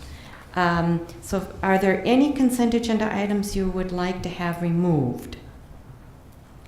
Okay, otherwise, There are just a couple, I just need to get to that page real quick. okay. G, H, and K. G, H, and K. So that G is approve the delegating WACA authority for L38 Mount Interceptor, approve delegating WACA for the Victoria 1 Interceptor, and then approve the 2018-2020 Joint Cooperative Agreement for the CDBG program with Hennepin County. That would leave us, any other ones? That would leave us with Resolution A, it's approving our claims. Resolution B is approve a Woodland Cove East Rim 2nd Edition final plat. C is a resolution to approve the variance at 4575 Marywood Lane. D is an ordinance, it's ordinance number 450, approving a rezone at 1485 County Road 110 North. That's the Our Lady of the Lake Cemetery. And then we have E, it's a resolution to approve or ordinance number 450 to approve the publication of ordinance number 450 by title and summary. And then F is a resolution to approve our preliminary plat at 1800 Retreat Circle. And then we have I, it's a resolution to approve our step increase for Randy Storms, our Public Works. And J is approve our step increase for Justin Thompson in Public Safety. Is there a motion to approve A, B, C, D, E, F, I, and J? So moved. Okay, motion has been made by Ms. Thoele. Is there a second? I'll second that. And Ms. Mortenson seconded that. All those in favor signify with aye. Aye. Aye. All those opposed, motion passes 5-0. So we'll move on to G and H are basically very similar, so we can maybe discuss them together. Ms. Bruce, you had a question on those? Yeah, I just had a question about the reasons why Mound and Victoria wanted to delegate. Why the cities of Mound and Victoria wanted to delegate their authority to us, and if there are any costs involved, and if there's reimbursement for those costs. Does anybody know why they wanted to delegate to us? Yeah, it's just Madam Mayor and members of the council. A majority of the project is located in our city, and the areas of the projects are very small within their city. And so the WACA, the wetland impact application, is being done as a whole. They'll wrap it all together. In the end, the applicant will be paying for all of this. So the Met Council is their project. Okay. It's all reimbursable fees. So it's a pass-through cost. Okay, thank you. Okay, and then, so do we want to approve, it would be G, any other questions on that? Okay, so then number G is approve the delegating the WACA authority for L-38, the Mount Interceptor project, And H is a resolution to approve the delegating of the WACA authority for Victoria L38 Interceptor project. Is there a motion to approve those G and H? So moved. Is there a second? I'll second it. Okay, Ms. Bruce made the motion and Ms. Thoele seconded that. All those in favor signify with aye. Aye. Aye. All those opposed, motion passes 5-0. And number K, this is for the CDBG program. You had a question? Yeah, is this just to keep the door open in case we want to apply someday for a grant? Is that what the purpose of this is? Mayor and Council, this essentially is the Community Development Block Grant Program. It's a federal program. It benefits people, low income, elderly, for housing mostly. It's done every 3 years. We're part of the Hennepin Metro Unit, which means we're in Hennepin County and we're going along with all the other cities, and we receive part of these fundings. If we decide to opt out, they'll just take our piece of the pie and give it to other cities, and we would not have any of our residents be eligible for these reimbursable programs. So we're already receiving funds? We have that we over the don't, years. This yeah, is for the next cycle. but we don't really receive the Not the CDBG city. grants. Actually, a lot of the money goes to senior services, I believe. Right. And so they use that money for this purpose, as Mr. Barone had stated. So right now, yes, they're getting that, and yes, some of our citizens who qualify do take advantage of these programs.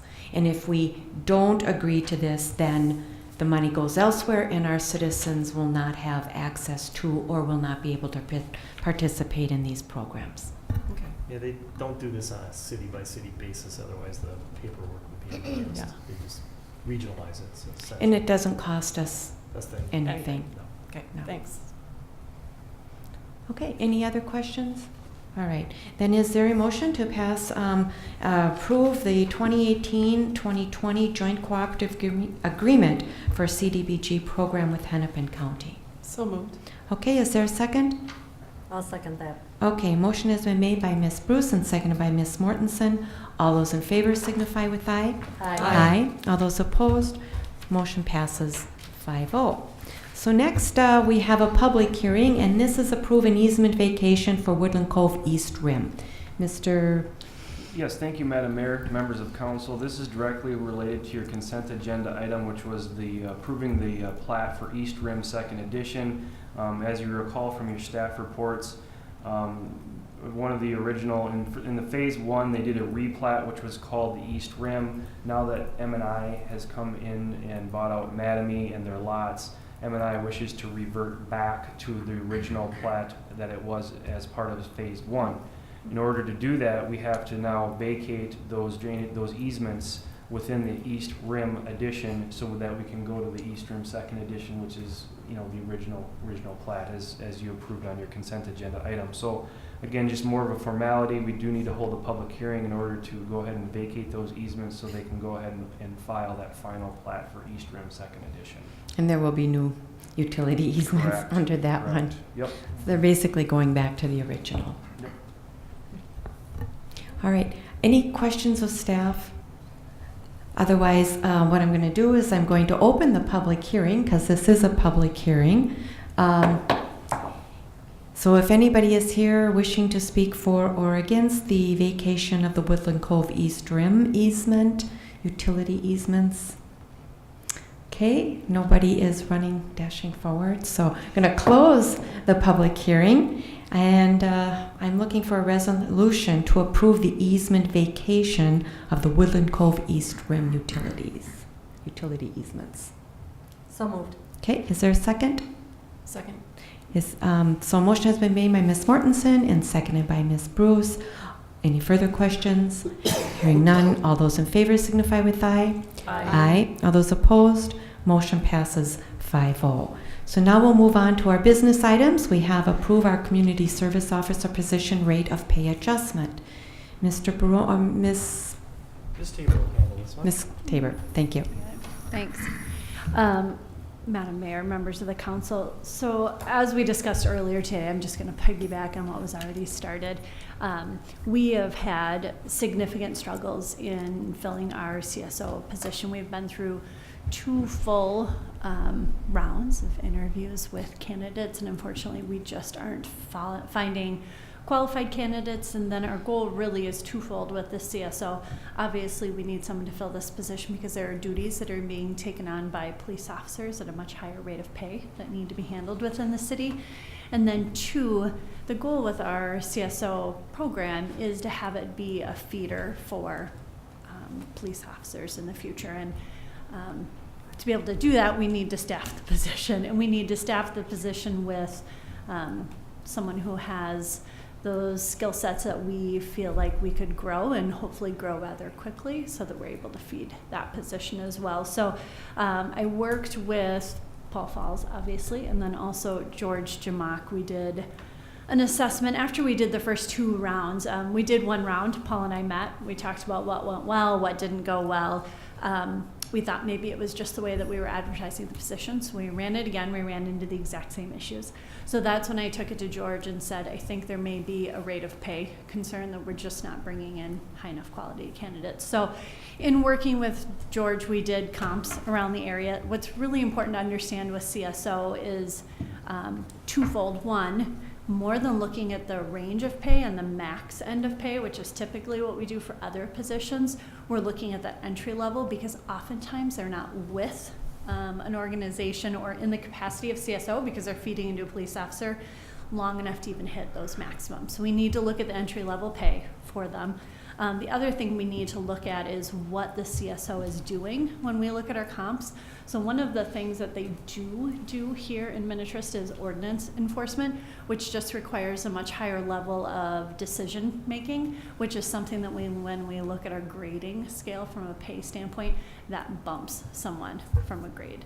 So what we are proposing, I'm proposing on behalf of our personnel committee, is that we approve a resolution to move the pay grade level for the CSO to grade level 5 and to begin to advertise for a position here as quickly as possible. But I will stand for any questions because this is obviously a complicated process too. Well, with that, our current CSO would be bumped up to that. Correct. To that because yes. it would be very unfair, if you will, to expect him to be making significantly less than a brand new recruit. Yes, thank you for that, and I apologize for overlooking that. Because in doing so, we're basically doing a market study. We did find that our current CSO is underpaid, and we would need to make that adjustment as well. So questions? I think it dovetails in quite nicely with Chief Falls's report and need for good community service and policing. So I'm looking for a motion to approve the community service officer position rate of pay adjustment. So moved. Is there a second? I'll second. Okay. All those in favor signify with aye. Aye. All those opposed? Motion passes 5-0.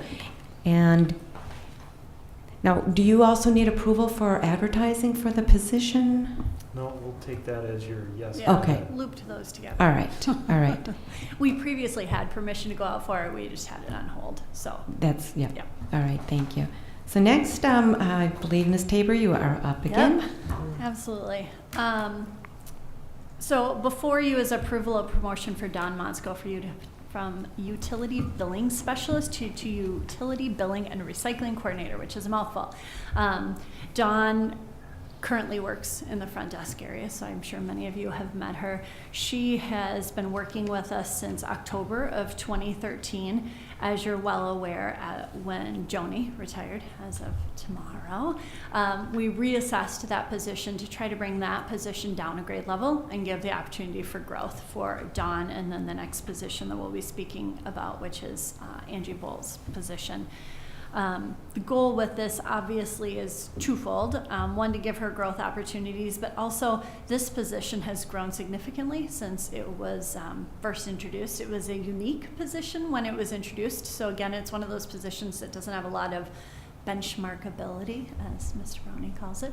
And so she's picked up a lot when it comes to supporting not only our public works, which is a huge piece of her role now, but then also the recycling expectations. And we've been talking about this with Hornby County as that rolls out as well. There's a lot that comes into play, not only for educating the public, but then also making sure that we're educating staff so that we're able to help. So there's trainings that she's been attending and working up to this so that she's able just to jump into this position as well. This allows us to retain talent and then also continuity, which we've done a lot of growth, and one of the great things that we've been able to do is maintain continuity, so this would allow for that as well. This would take the utility billing specialist position, which is a grade level 7. This would become a grade level 8. Specifically, if you look at the grading scale that I included here from George Jamak, there's just a high level of independence, problem solving, and then a big piece of it has to do with being able to turn things around on a timeline. Right now, when it comes to some of the education for recycling, that falls to me with our social media and getting that information out, so this would allow her to take that more as a responsibility and off my plate as well. So currently the city's grading system places a 6% increase between grade levels. So that would take Mrs. Motzkow's pay from $24.30 to $25.76 an hour. So again, our goal with this position, the other position, and then changing the grade level on the customer service communications assistant position is this to come out at a wash, if not a benefit for the city. Is she due to have another review, just an annual one, in the near future? We do those at the end of every fiscal year as we wrap around into January, February.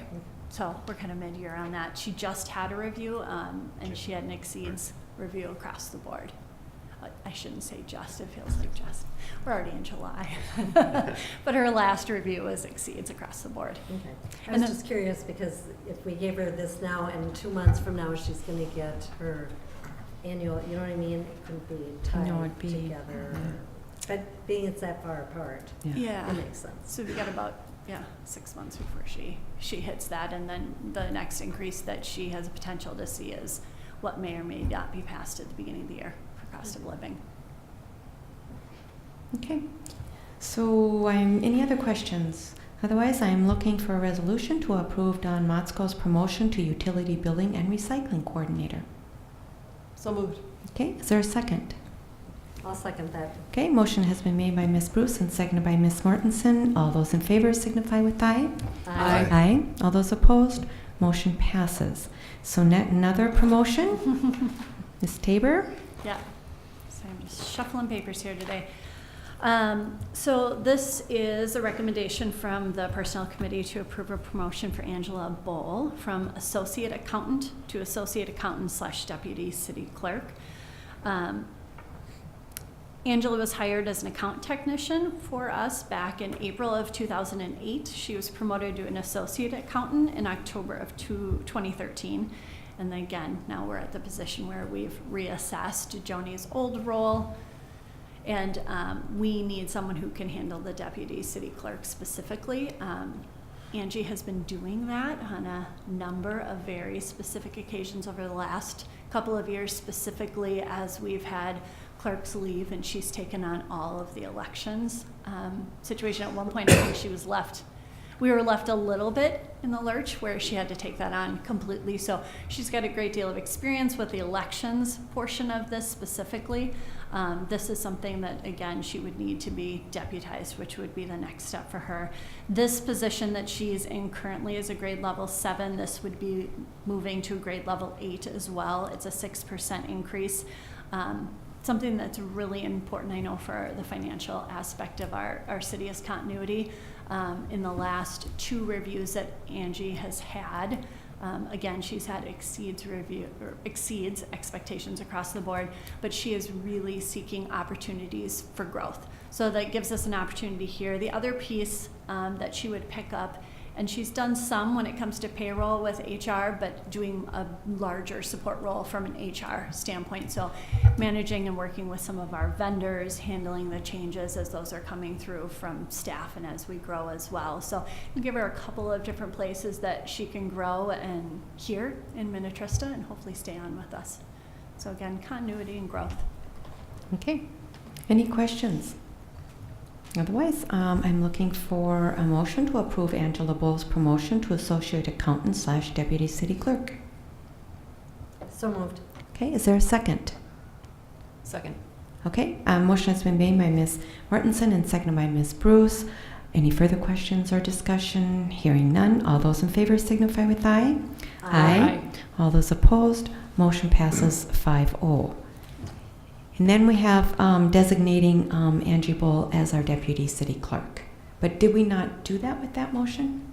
No, that's just approving the promotion. So this would be a designation of Deputy City Clerk. So we have Okay. to do it separately. Is my Separately. understanding. Okay. All right. Is there a motion then to approve Angela Bowles as our Deputy City Clerk? So moved. Okay. Is there a second? Second. Okay. Time. Yeah. We'll give it to Ms. Stoll.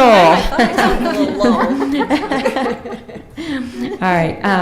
So a motion was made by Ms. Mortenson, seconded by Ms. Stoll, to approve Angela Bull as our City Deputy Clerk. All those in favor signify with aye. Aye. All those opposed, motion passes 5-0. Now, we're going to go on to our next item. However, we only have 10 minutes before our tape runs out. Yeah. Are we going to, I think, should we Mayor, change tapes and then I come think we back might- real quick? yeah, I think we might wrap All this right. chunk of the meeting and then All right. start fresh here. Get So we're going to take about a 5-minute break, Yeah. if you just bear with us, and we'll be right back and finish off our meeting. Sorry. So we're back here, and after our short break, we're going to move on under our business items, and we're now looking at item number 6E, Hunter's Crest HOA request. Who wants to take that? Mr. Beatty will start this. Mr. Beatty? Madam Mayor, Council, the way the city has handled stormwater in residential subdivisions is to require by contract, and we enter into a development agreement with every subdivision, to require by contract that the developer construct the stormwater ponds and other facilities to city standards. They're inspected, they're part of the letter of credit that we require. We ensure that they're constructed with the understanding that they will be turned over to the HOA for maintenance. And we know that over time, stormwater ponds silt up and do need other maintenance. And if it's a contractual obligation in our agreements that the HOA be responsible for maintaining those. Part of the development agreement that we have developed allows the city to make improvements in the case that the HOA defaults and especially assess the cost of those improvements back to benefited properties, which are the folks who live in that subdivision. We've never had to do that yet, but that's been the first backup. About 8 or 10 years ago, we started implementing another backup scenario. We started creating what are called storm sewer improvement tax districts. They're a kind of district that the statute allows the city to create.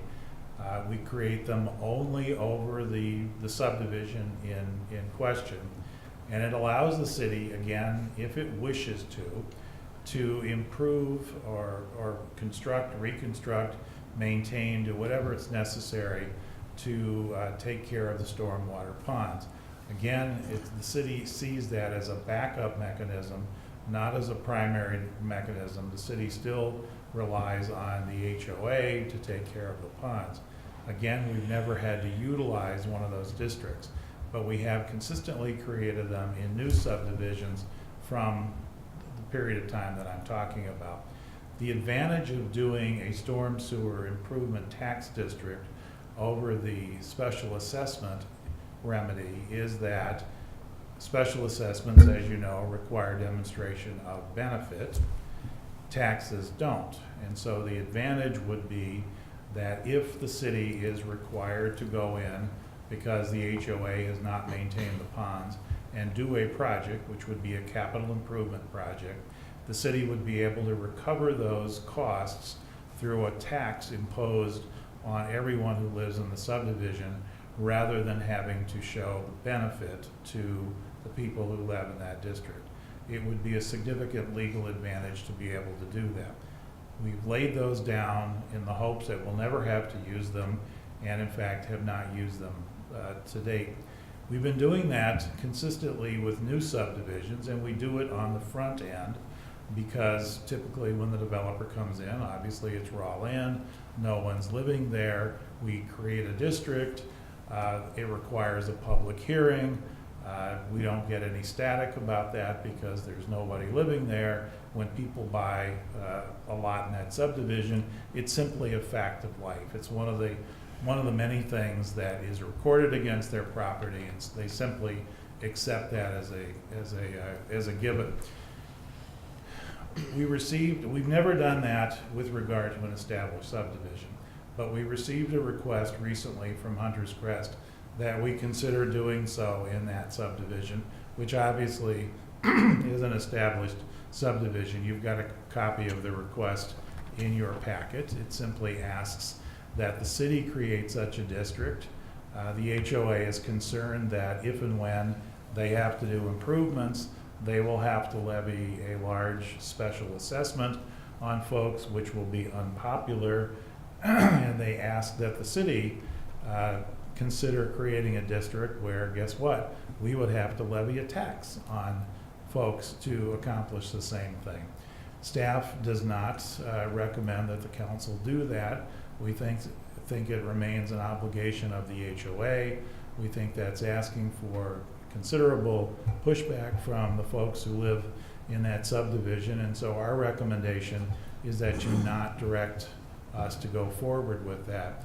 If there is interest on the council's part, however, in doing that, staff has two recommendations. You can only create a district after a public hearing, and it requires a 2/3 vote. In other words, requires an extraordinary majority. 4 of you would have to support that. So we would ask that if there's interest on the part of the council in exploring this, that at least 4 of you express that interest, because a simple majority is not going to be sufficient to create a district.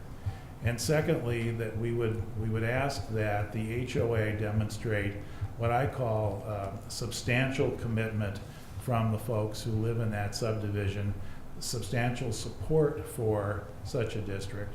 I don't know what substantial means. Part of what I was purposely vague with that term, but I think if the council's interested, you can specify what that means, whether you would like to see a 3/4 level of support, a 2/3, whatever it is, an indication from folks living in that subdivision that they would support an effort to create a district.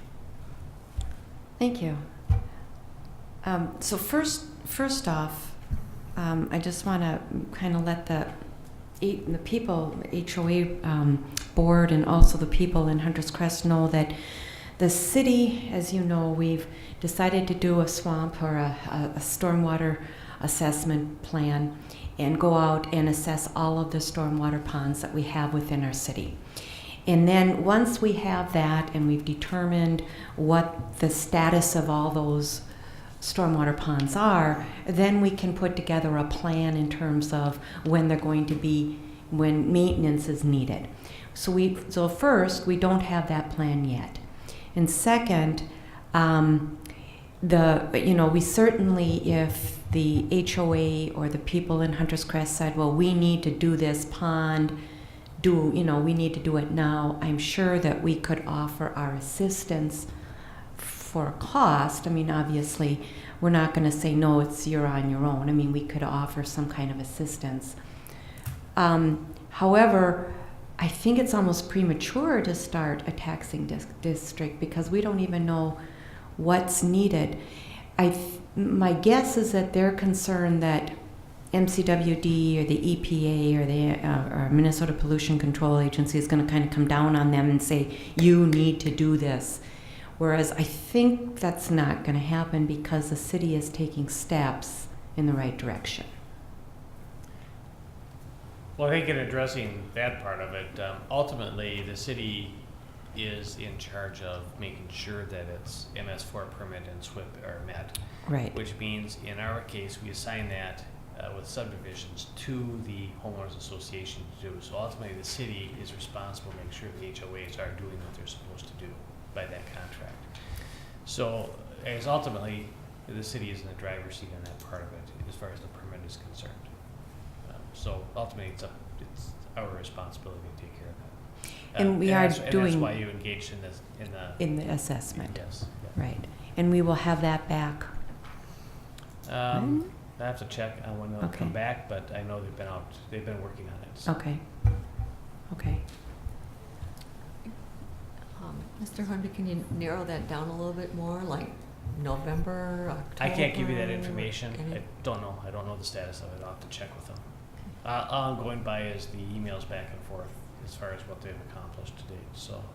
I know originally we thought it might come back September, October, kind of. So it's a fall timeline. I yeah. just can't give you an exact date. Okay. Ultimately, I think a couple things to raise. I mean, we only have so much money in our stormwater surface water fund, and we only charge so much out in utility, the rates that we charge out. I mean, obviously, and secondly, I guess I'd see it as a fairness issue. If you're going to look at doing it for one, everyone else is going to come screaming and say, do it for us too. So, I mean, ultimately, it's the HOA's responsibility. Yes, we'll get this plan back that the WSB is working on, but even then, there's got to be some common sense applied to what we're going to do with the plan and how we're going to roll and it out. That's what we'll be exactly, and that's what we'll be talking about. How we're going to roll it out, which ones we're going to do first, how is it going to be paid for, who's going to be assessed or taxed. I mean, those are all details that we still have to work out. Correct.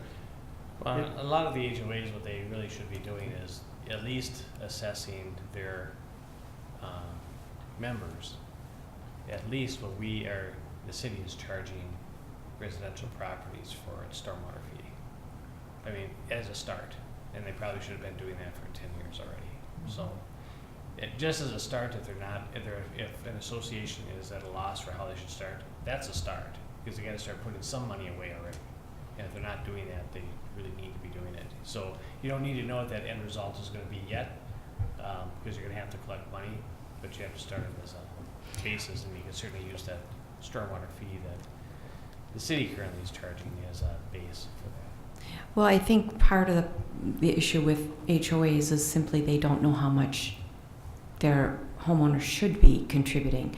So that might be something that we could roll out, too. Some suggestions. I mean, like you said, that at least the stormwater fee that the city charges, but there may be a different dollar amount, and that might be fleshed out in this process as well. Could that? So what ends up happening is that once we start looking at getting the ponds in the system and looking at which ones would need maintenance and what type of maintenance, and looking at the cost to do that, then you'd have to look at what the membership of an association is that would oversee those ponds and determine what each household would contribute toward that. And you're going to have to put some kind of a projection factor on it, because you're going to be, either you have to assess that against the members and collect that amount of money, but you might have a shorter window if you haven't been, if the HOAs haven't been collecting money for that purpose already. Right. Now your window's a lot shorter because your ponds might be 10 years old already. But so essentially that's what the swamp program will do is it'll have your data, the city's data in the program, and it'll identify priority ponds and identify from their age and their location what kind of drainage they take in their drainage areas, which ones might be priorities to have some attention.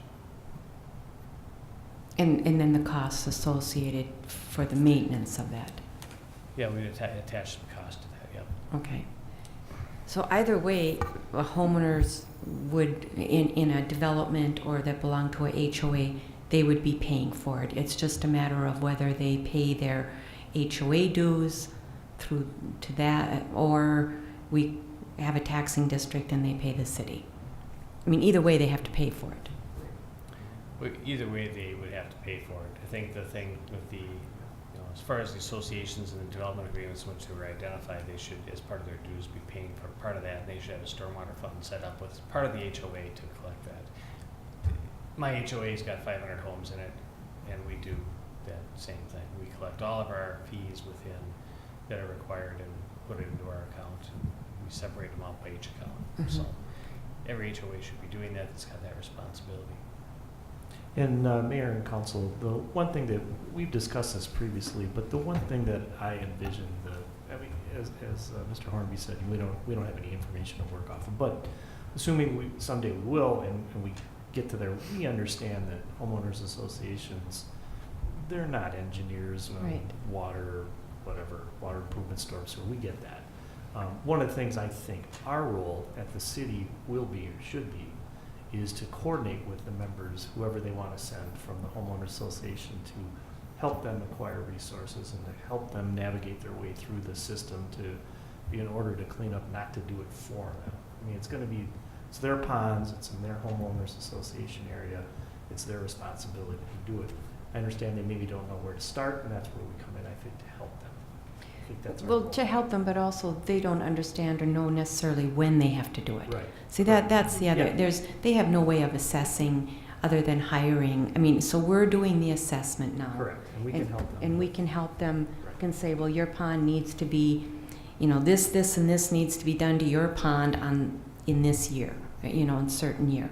So then they can start planning for that. Is that kind That's- of what we're doing? That's what I think it is ultimately what will happen. If they got 5 ponds and they got to do one a year for the next 5 years, and here's the cost for each one, then they should start financially planning to do that. Okay. So we can help them with that. We're not going to do it for them.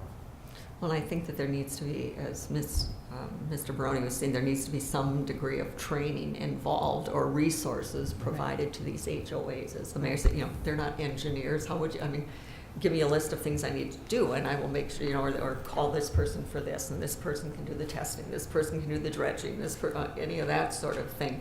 But we can't just say it's your responsibility. But so we've established, in the last 10 years, roughly, we've established a tax district in the new developments.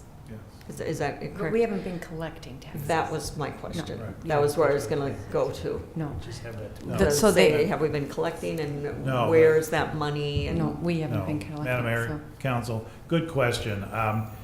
That's not the way the district works.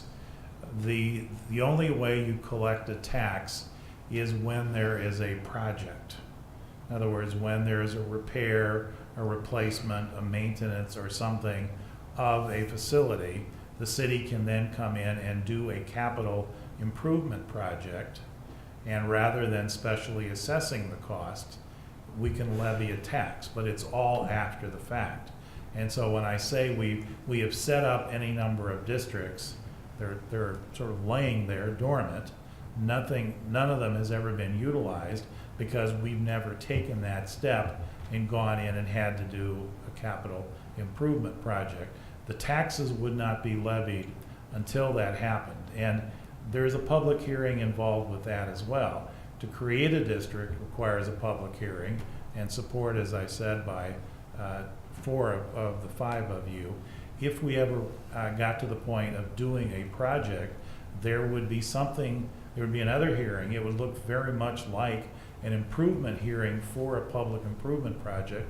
Somebody would design the project, there'd be a notice, people would come in and comment about the project, and then you could approve it or not approve it. The only difference is, in the end, you would pay that through a tax that got levied on everybody in the district rather than through a special assessment. But not a penny has been collected yet in taxes. So to what you were saying before, the ones that have been set up basically in the last 10 years, nobody was living there yet, so the public hearing was held, but nobody showed up to object to it because Right. there's no homeowners there yet. Wherein for Hunter's Crest, Right. there are 250? 450. 450 57? occupied homes there, Right. where they would then, there'd still need to be that same percentage or that. So my one of the questions I had, or one of my points in speaking with Mr. Barone earlier today, was, are we as a city, do we have goals or requirements inflicted either by Hennepin County, the Met Council, saying that we need to clean up these ponds, and is that why that's why part we're of this- doing the one piece, the swamp, or? We have to get a permit. We get a permit every year, and that is through the MPCA, but or SWIP. And the swamp that we're doing is to show us which ones we have to do. Yeah, and I'm in favor of that, but in part of my discussion, or one of my points was, to me, if the city says, well, we're not going to do it, it's not our responsibility, and the association says, we're not going to do it, it's not our responsibility, the answer can't be, it's just not going to get done. I mean, these can create health issues with this. But what I was stating was, by our MS4 permit, ultimately the city is the responsible party for exactly that, to make sure the HOA gets it done. So we have a taxing district, if the HOA is default, isn't going to do it, the city can step in and do it. So for now, would it be appropriate to just respond to the HOA and say, confirm that it's their responsibility to do this, and the city's willing to help find the resources for them to do it, but it's their responsibility, and then put off the taxing district until we know what the status is of the projects that are there to do? And that's what I had said at the beginning, that we're doing the swamp. Once we have the assessment done, we'll know which ones are top priority, when we have to do them, and we may know then approximate costs, maybe. The other thing too is an HOA could also go out and get quotes, and they may be able to do it cheaper than we could. That might be another plus for them, an incentive for them to do it too.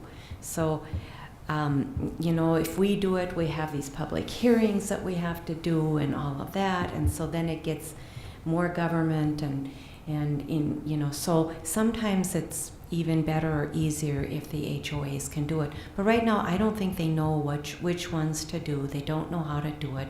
They don't know what the cost is. That's what we're going to help them with.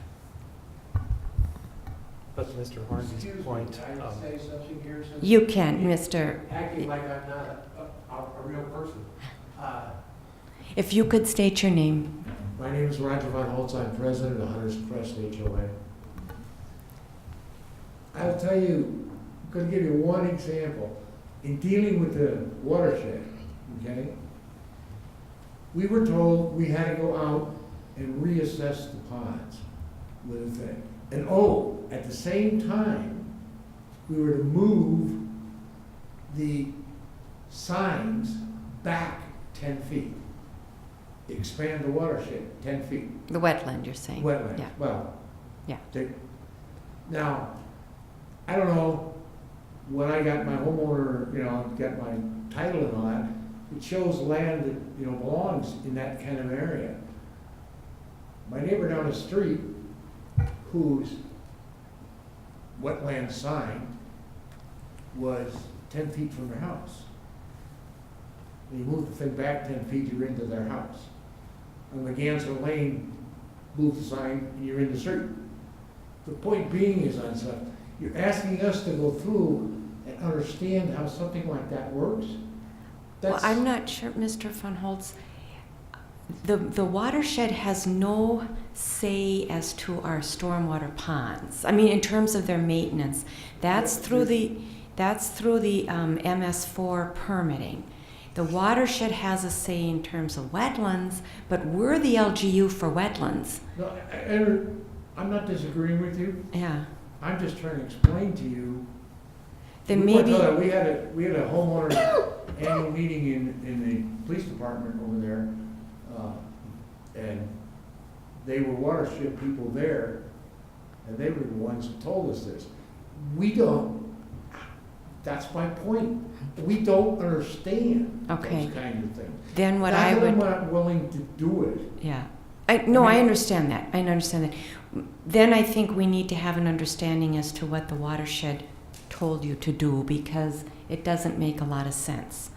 There must be some misunderstanding. Well, you So- know, I don't understand how my property line changes with. Right.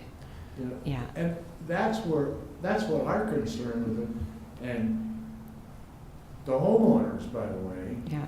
And they're talking. They asked me to do this. I didn't come in and say, right now, all of a sudden, I I'm want going to to do stand this. for the council and make a fool out of myself.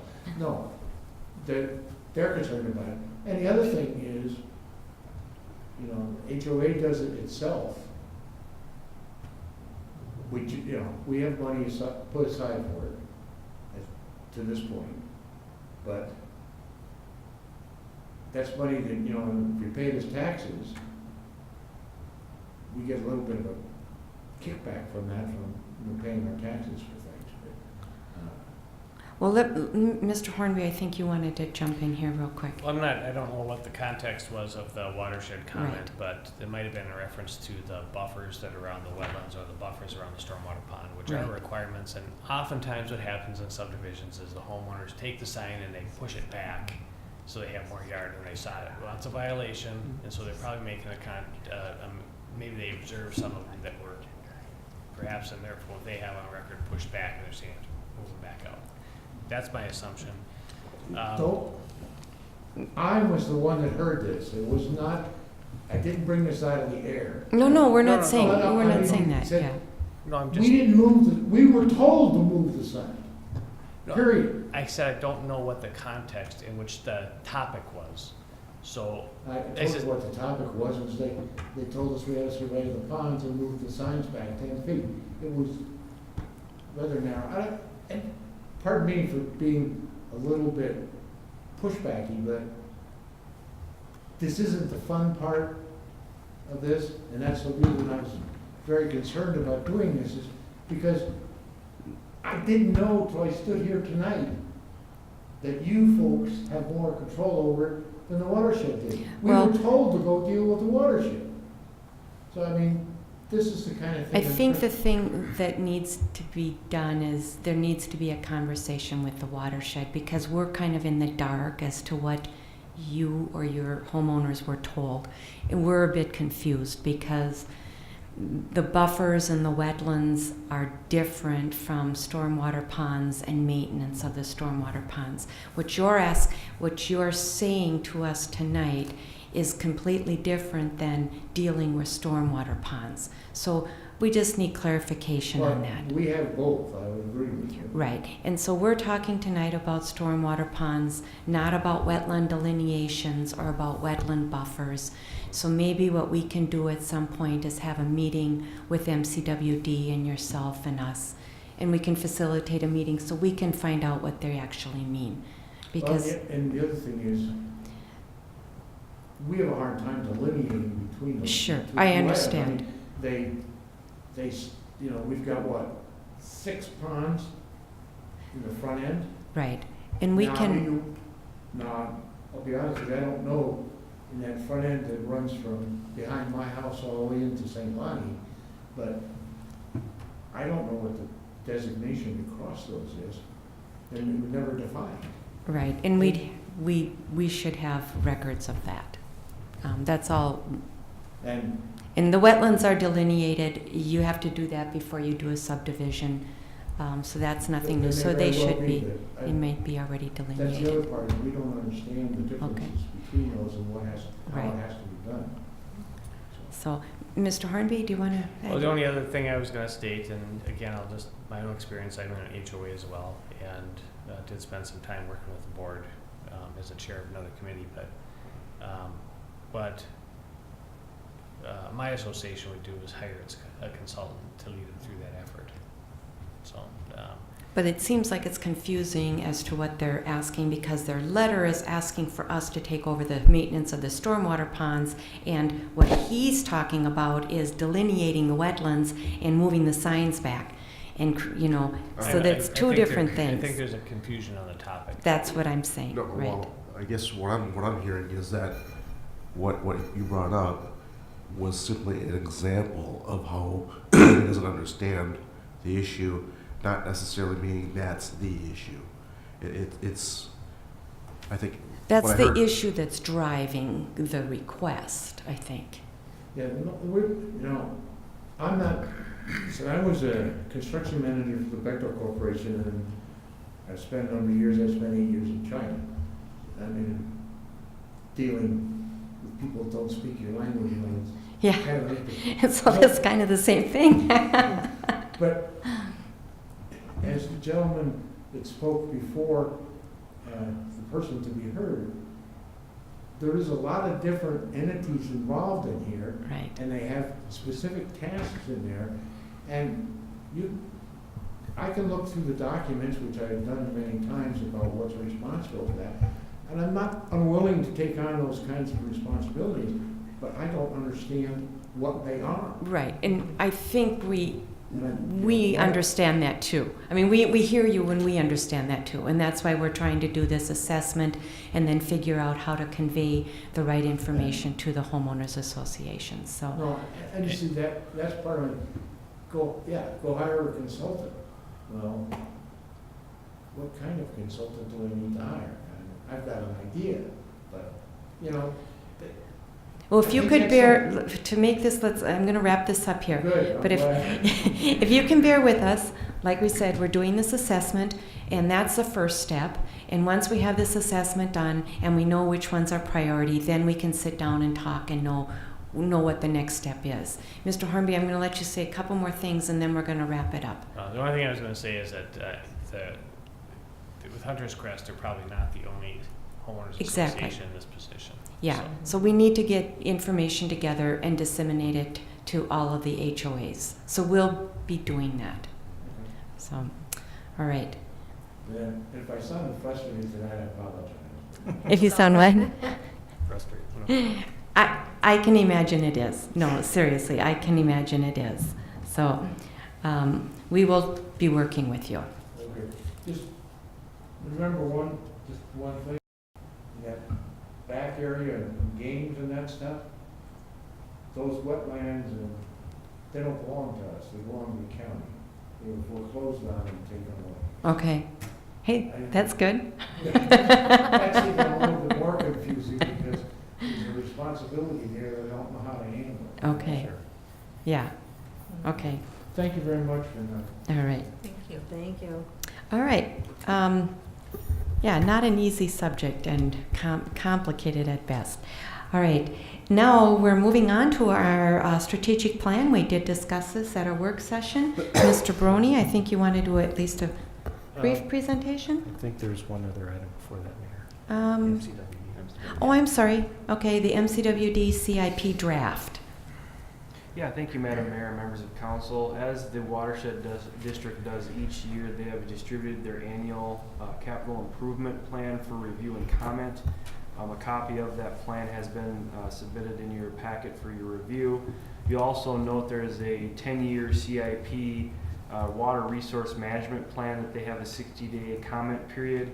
Of course, that water resource management plan helps drive their proposed CIP plan. So I didn't put that whole water resource management plan in your packet. I provided the link to it because if any of you did go click on that, it is a very lengthy document. It's about 500 pages. So there's a link there to that if you have time or had time to take a look at that. What the watershed district has asked is for any comment, and if there is not any comment, they'd be looking for a letter of support on their draft CIP plan, which I've attached a draft letter of support that would be signed by the mayor if the council does direct as such this evening. And as you can see with as you've learned with different projects we've worked with the watershed district and different partnerships we've collaborated with them on, they've kind of changed their approach. They've laid out this plan, these CIP plans and these opportunities and these plans as more of a partnership. They're relying a lot more on local governments to come up with different opportunities, whether it be with proposed subdivisions, land use designations. We've had them before you a number of times, so you can see that reflected in their water management plan and also their CIP. So again, this is just a guide for them as they move forward And really what they're looking for is local governments to provide feedback and have this planned in their mind when different land use decisions come in before you, different road projects, different projects that we may have pop up that can correlate with them. So if it's the desire of the council, what we would do is go ahead and send that letter of support pending your discussion this evening. Okay. Questions? Given the late hour and the fact that there's over $19 million of spending in the CIP that we just got Friday afternoon with a link to a 500-page document, I think it might be prudent to, I certainly have questions about some of these projects on here. Some of them are over $10 million. And I don't feel like I've had enough time to go over them. And I found it really helpful when we brought in Rich Bratch from Pioneer Creek to talk about projects that we were thinking about doing. There's a lot of projects on here that are for Minnetrista, that are in Minnetrista. And I think it might be a good idea to have somebody from the watershed district come in and talk about some of these so that we can ask questions and get them answered before. I'm just not comfortable approving something that I just haven't had time to review. Madam Mayor and Council, I just add, I guess we're not approving them. They're just looking for a letter of support. So if there's specific comment. Well, I guess I should say I'm not comfortable supporting something I haven't had time to review. Understandable. I guess in essence of time, we certainly can have a watershed district staff member come, but I think probably it'll be too late. They'll be adopting this. I don't remember the date, but I believe the deadline for what they were looking for comment was today. So they'll certainly come and talk with you about it, but they'll likely already have approved their plan. Right. Most of when I look on here, so I guess I have a couple questions. It just says, for instance, when it talks about the entities that would be responsible or potential funding sources, they talk about MCWD levy, and then they talk about grants, and they talk about partner support, but they don't give the percentages of partner support. So is it there, so we're not committing to any potential amount? No, well, very, very similar, Madam Mayor, members of council, when we talked about the 6 Mile water quality project, the line of that discussion is very similar to what you see here. Mm-hmm. So we support the programs, and also then the other question, Mr. Abel, do you know, are these amounts estimated? Very much so. It says here estimated costs, estimated outside funding. Right. They have not done, as we know, in order to dive down at those levels of detail, you'd have to do feasibility studies to get more information about those. So they're just saying these are the top priority projects within their entire watershed. I think their entire watershed is 180 square miles, isn't it? Mm-hmm. And their annual, what is their annual budget? Like 16 million or something like that? Sounds correct, Madam Mayor. So, so they have a lot of water bodies to improve. So I don't know that they're looking for actual dollars or they're looking for approval of actual dollars. No, I think they're saying, are you in favor of us doing water quality improvement projects? I guess what I would ask is if we have something of this magnitude to review, that we be given more time to review it. And whether we're approving something or supporting something, I would like more time to review it. And if they don't have time to come out and talk with us, that's fine. I would just like more time. They absolutely have time. This is a matter of timing because we didn't have a meeting, the first meeting in July. I got this the Friday before our last council meeting, so that obviously was not sufficient time to get it in your last meeting's packet. So then 4th of July holiday, so this is our next available council meeting. They're more than willing to come out here. There's no one trying to rush this through. You don't have to give them a letter of support. If the council does not want to, you do not have to do that. I'm sure they'll come speak with you. I just explained timeline-wise. I'm sure they'll accept the letter if you end up wanting to give that to them later. They would certainly take it. And I'm just one person on the council, so. Well, my question would be, what additional information would you like if they come out? I have questions about the projects on the list and whether, what kind of mitigation there is and what the cost benefit is of some of these projects, and what kind of benefit is there for the costs that we're paying. I think that's our job, is to make sure that we review these things and we're supporting things that we understand. I understand your desire to be a responsible decision maker. In this letter here, it's page 143, under the plan review process, it says the district will also host a meeting for interested policymakers and technical staff who are not on these committees aforementioned to come and learn about the plan, ask questions, and provide input. District staff is also available upon request to meet individually or present at council meetings. Did we receive a postcard or an email about attending this meeting? About a meeting? Did they? I'm thinking not there sure, was Madam something Mayor, that I was Council. out of town or something, but That's possible. I'm not quite sure. Okay. Well, again, I don't disagree that but to go through, I think it would be a very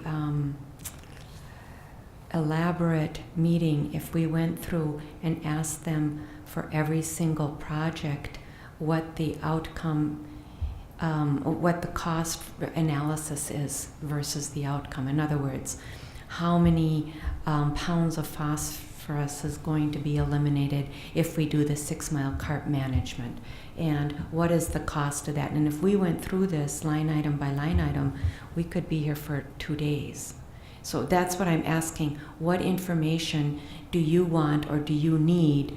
And then the other question is, I guess, are we on board with improving water quality? And then the question is, at what cost? I don't think there's any question that we're on board for improving water quality. I think there are some huge projects on this list, and I'm not suggesting that we go through each one, but I think there's some huge projects on this list that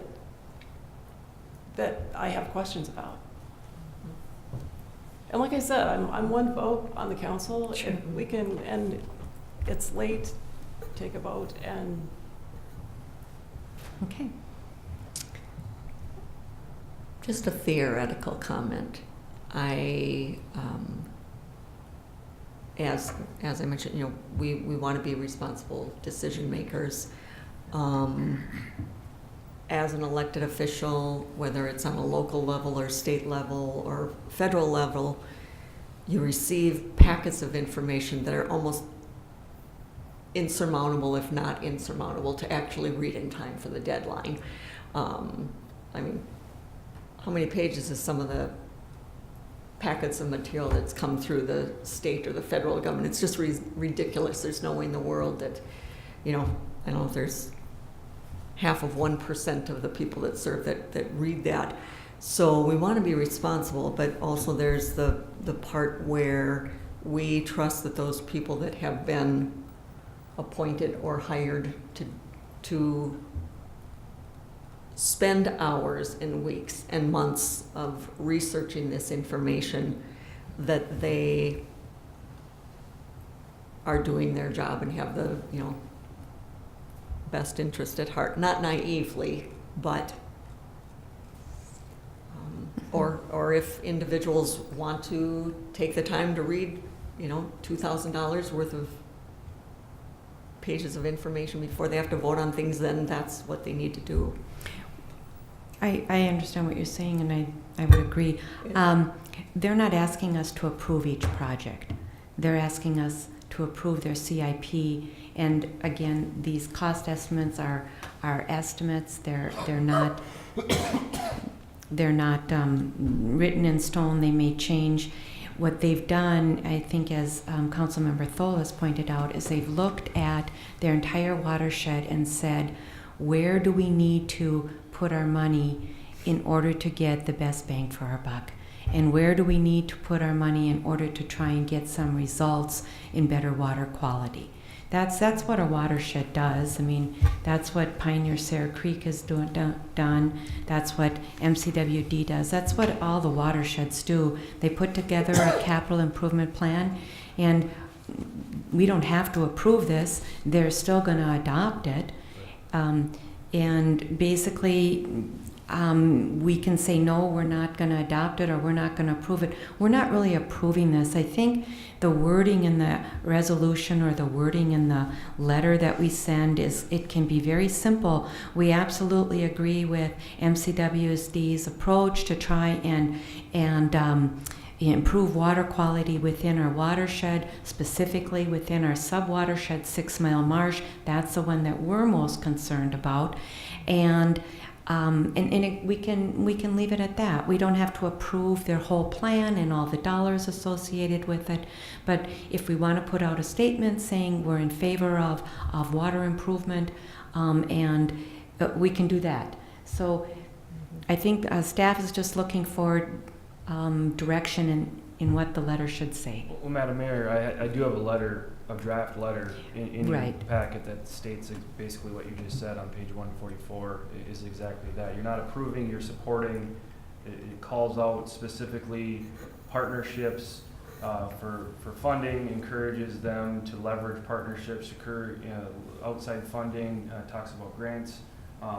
Lessard Sam's Outdoor Heritage Funds, and as we've had the watershed district here earlier, you've heard about their approach and how they're going about these things. And you're absolutely correct. I mean, you guys as a council, you're not approving it. It's that draft letter. If you'd like verbiage of that letter changed, let me know. Otherwise, that would be the letter that would be sent. Yeah, and you're correct, Mr. Abel. It does say, over the last several years, the city and district have enjoyed a close working relationship. The city has served on the Policy Advisory Committee, etc., in order to effectively implement measurable change to impaired resources.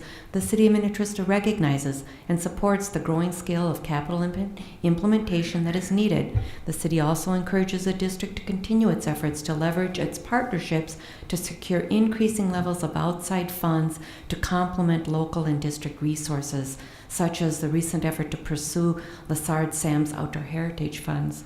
So we're saying, hey, we agree for water quality improvements and measurable, that's also, I think, a really good word, implement measurable change to impaired resources. Not only that, but the city is on the hook to participate in improving our water qualities, especially when it comes to impaired water bodies. Madam Mayor, I think that next paragraph is also very well worded, if you would be interested in reading that, where it says the city notes several proposed projects in the CIP that are aimed at improving water quality in Halstead Bay and Greater Minnetonka by addressing the upstream phosphorus loading in the 6 Mile Creek subwatershed. The city recognizes the importance of protecting and improving this resource for both upstream and downstream neighbors. Thank you for the chance to comment. We look forward to continuing to work closely together, making meaningful improvements that benefit local and regional resources. The third paragraph that starts out in order to effectively implement, and it includes the words that supports the growing scale of capital implementation that is needed. That indicates that we support the capital that's on the CIP. And if you take out that sentence, I would be fine with that. But I can't lend my support to the capital that's indicated on the CIP without further review. So if you want to take out that sentence, that would be fine. All right. In order to effectively implement measurable change to impaired resources, the city recognizes and supports a growing scale of capital implementation that is needed. So you're saying take out that whole sentence, paragraph. Sentence. Just a sentence. Just the first sentence. Okay. Or can we say understand instead of supports? Leave No, the I would sentence? take out the whole sentence. Because I don't understand it yet. Okay. I'd be fine with that. Okay. Would that be okay? We just take out that first sentence? Yes. Okay. All right. So we'll take out that first sentence and leave the rest and send them the letter of support. Is there a motion? So moved. Okay. Is there a second? I'll second it. Okay. Ms. Mortenson made the motion and Ms. Thoele seconded it to send the letter of support, eliminating the first sentence in paragraph 3. All those in favor signify with aye. Aye. Aye. All those opposed, motion passes 5-0. And now we will move on to the Minnetrista strategic plan. Thank you. Yep, thank you, Mayor and Council. As you know, we had our work session this evening where I gave a PowerPoint on the strategic plan for 2017 and 2018. At that night, we did, by consensus, basically say that we're going to implement a 2-year strategic plan cycle, kind of concurrent with our election cycle. So I think everybody's on board with that. So, we had our retreat back in February. We're bringing this forward tonight. And so I won't read it to you again, but essentially we're going to update the mission statement, as we heard at the work session, that people on the council seem to agree with that. Leave the vision statement as is, and then go forward with the strategic priorities, objectives, and action items as presented in the PowerPoint, and also included in your packet item here. Then we'll hopefully bundle this up and make it look real nice and start posting this on our website, and then make some brochures, et cetera, available. So with that, I'm looking for a motion to have the council approve our strategic plan for 2017 and 2018. Okay, thank you. So moved. Okay, is there a second? I'll second. All right. Are there questions or discussion? Okay, hearing none. All those in favor signify with aye. Aye. All those opposed, motion passes 5-0. And we're looking forward to seeing that up and on our website, and it's a good thing to have. So thank you very much, staff and council, for all your hard work on that. So moving forward, we have our staff reports. Our city administrator. Yes, Mayor, I have 3 items, I believe, to talk about tonight. One's an engineering related, so I did, after talking with everybody today, get an email later this afternoon that talked about the Enchanted Tuxedo advertisement for bid process. So that has begun. It's going to be advertised in the papers here coming up, and the actual bid opening will be on Tuesday, August 15th at 3 in the afternoon. So save Mr. Hornby a few words by just saying that for him. Also, related to that, not that particular project, but just in that realm, there is a meeting tomorrow night from 4:30 to 6 over in the Minnetrista Public Safety meeting. That's the Met Council's Mound Interceptor Improvement Project on County Road 44. They had an open house tonight over at the City of Mound from 4:30 to 6, and then they'll be in our facility tomorrow night from 4:30 to 6. They have a presentation slated for 5 p.m. So you're welcome to attend that. I have another commitment tomorrow, but I will not be able to attend. But it's an hour and a half that the Mound engineers, or not the Mound engineers, the MCES engineers, et cetera, will be there to answer questions for people that might have anything, questions about this interceptor project. And then the final thing is, in 3 weeks at our next council meeting, I hope to have Peter Leatherman here. He's the principal for Morris Leatherman, who it's been rebranded name-wise, but he's the same person that we worked with when we did our last community survey.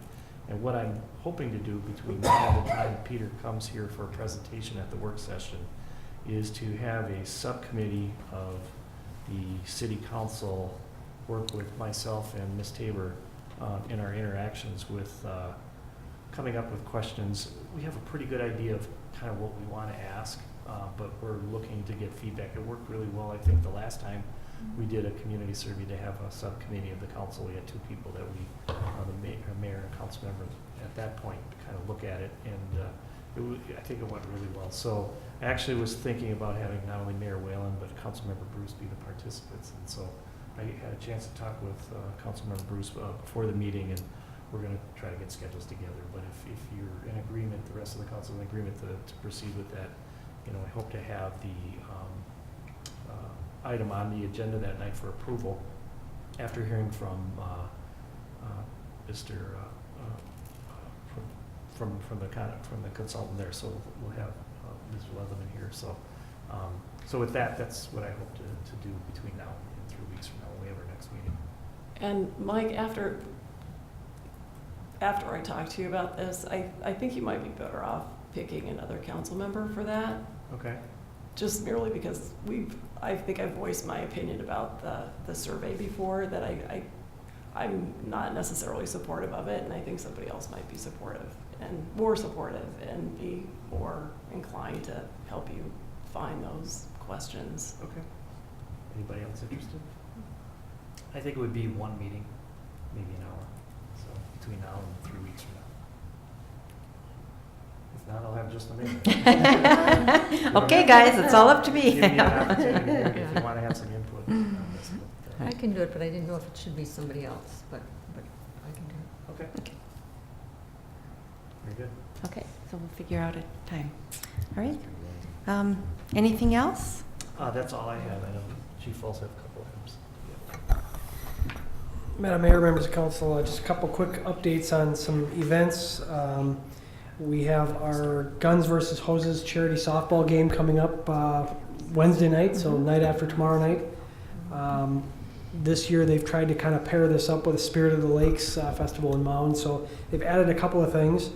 I guess I'd like to point out that, again, this is a benefit for We Can, so they're hoping people will bring either cash or non-perishable food donations to the game in support of We Can. And so there's going to be a kiddie parade this year at 6 p.m. and then the softball game itself starts at 6:30. So they're going to add a couple of other events to try and grow this thing. So hopefully there will be a good turnout and good weather. Second item is National Night Out 2017 is Tuesday, August 1st, which is 2 weeks from tomorrow. We have currently 18 parties. That tends to fluctuate a little bit as we get closer. It's not uncommon to get a last-minute party or two. That's a lot of parties, so we're busy scheduling all of that out. If you're interested, I did send out the email. I've heard back from a couple of you. But if you are interested in riding with officers, certainly let me know and we can schedule that. If not, if you want to have more flexibility than that would allow, you're certainly welcome to just show up to the parties on your own as well. So either way is fine. And so that's all I have, unless you have any questions. It's always fun to go with an officer. It is. You get to know the officer, and people recognize, you're with the officer. So rather than just an individual kind of crashing their party, so to speak, but you do have to move along. But it is a lot of fun, and it's good to meet people. So, Mayor, I have one last item. I'm going to ask the council to, by motion, approve a 5 o'clock start time for our next work session. Not only do we have instead of 5:30. Not only do we have Mr. Leatherman coming to talk about the community survey, but that'll also be the first night we talk about the city budget. And I know that's a topic that's going to require some time. So if the council's okay with that, a 5 o'clock start instead of 5:30, generally don't do that, but hopefully this one time this will. August what? It would be August 7th. It's Monday night, 3 weeks from today. So can everybody make a 5 o'clock start time? Could you just send a quick email? I shall. Okay. Yeah. But then we do need a motion tonight to make that change. Change the start time from 5:30 to 5 for our work session. So moved. Okay, is there a second? I'll second that. Okay, motion has been made by Ms. Bruce and seconded by Ms. Mortenson to change our start time for our work session on August 7th from 5:30 to 5. All those in favor signify with aye. Aye. Aye. All those opposed, motion passes 5-0. Thank you. Mr. Abel? Madam Mayor, I need to know who's going to attend our July 24th Planning Commission meeting, which is next Monday, 7 o'clock. Right. Okay. Anybody available? I can take that one. Okay. All right. Is it going to be a long one? Oh, it looks like it's going to be fun. You go with experience. That's right.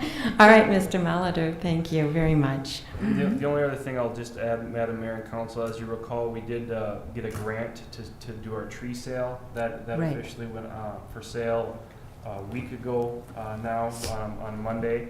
And we were just about sold out of our trees. There's only about 16 left. They specifically held some because they're anticipating there was some mail-in orders, and so online orders were very fast. Yes. Furious. Okay. We have already asked to see if there's any way that we can get more trees, so we have not heard back from them about Okay. that. Of course, it wouldn't be covered under the grant, and we'd get you that information, but we've inquired since basically in less than a week, we sold out of many Yeah. trees. I knew we would. Mound is not having that good of luck. Oh, well, maybe they want to give us some of their trees. Well, that's been, yes, that's been floated out there too. That's a possibility. We want to wait though, because it's Okay. only been a week. All right. When is the actual sale where people pick up their trees? They pick them up it's September 16th. It's Okay. a one-day Saturday Right. pickup for our residents that will be here at Minnetrista City Hall. Yep. September 16th, if you order a tree. Okay. Yep. All right. Thank you for Yep. that. That's exciting. We wanted to do this, and so this is great. Any other staff reports? Okay, then our council reports. We can start at that end. I just went to the planning commission meeting, and there were a couple variances that we approved on the consent agenda, so Yeah. it was pretty straightforward. Okay. Miss. Well, do you have anything, Paul? I'm sorry. We went through staff and I missed you. I'm sorry. Just a couple of items. We had our pre-con meeting for the Halsted Drive project, and the contractor's date to start construction is July 31st. And then we did receive our permit for the Westwood Drive channel restoration project from Minnehaha Creek, so our next step is to send that out for quotes to contractors. And then you may have noticed WSB staff looking closely at roads. So they've been working on the pavement management plan. So Okay. that's been ongoing. They're rating them then? Yes. Okay, and then it'll include everything? Yep. Mill and overlay, seal coat, and, okay. Yep. Yep. So just wanted to make sure I mentioned those items. Okay, and then next time when you come, can you give us an update on the swamp? Since we kind of talked about that, just so we know the date, approximate. And then also, can you give us an update in terms of time for street, the one you just mentioned? Pavement management plan? Yeah, the pavement So management the plan. goal of that is to get that information together before your budget, for your budgeting cycle for the next year. So that's, I'll say, so not for 2018? well, I'm trying to get it for 2018. Oh, okay, so we might see that before August 7th? Now, it might be somewhere in the process, but Okay, yeah, I don't think you're going to see it before August 7th, no. They're doing the field work now. Then they have to do the data entry, and then they'll sort through the information. So I think we're looking at, in the proposal was September, I think. is when it Okay. was. Which when we do our preliminary levy, you can always substitute things around if something, if you allocate so much for seal coating if something more rises. We have a plan right now. This is more just be, I guess, right. reevaluating, and maybe something will change places or something. So- Yeah, okay. All right. Is that it? Anybody else? Any other staff? Sorry, I missed you. All right, so then we'll move on with council. Mr. Molitor. LMCD, you may have seen it in the news, it was in the paper, passed the equivalent of a social host ordinance. It also took an application for the new owners of Bayview, that was also in the paper as well. And currently those docks are going to be leased out to Maynard's is the plan. Oh, okay. At least for this year. They're actually turning the Bayview Event Center into office space. They don't know what they're going to do with the restaurant just yet. So that was approved through the end of the year, and I've come back with when they have their final plans for the restaurant. So. Yep. It pertains to the docks. Right. Yeah, yeah, okay. Okay. All right. The WCC meeting in July, I did not attend because I was on vacation. but I will be able to go to the August one. Spirit of the Lakes, Paul mentioned that is this weekend, and we are participating in the parade. So I assume one police car, and then Lisa and I. Mm-hmm. So Yep. that's it. Okay. I attended the personnel meeting, of which a number of those items we discussed tonight. It's nice to see promotional opportunities for our staff. I will be participating in that survey meeting whenever that is scheduled.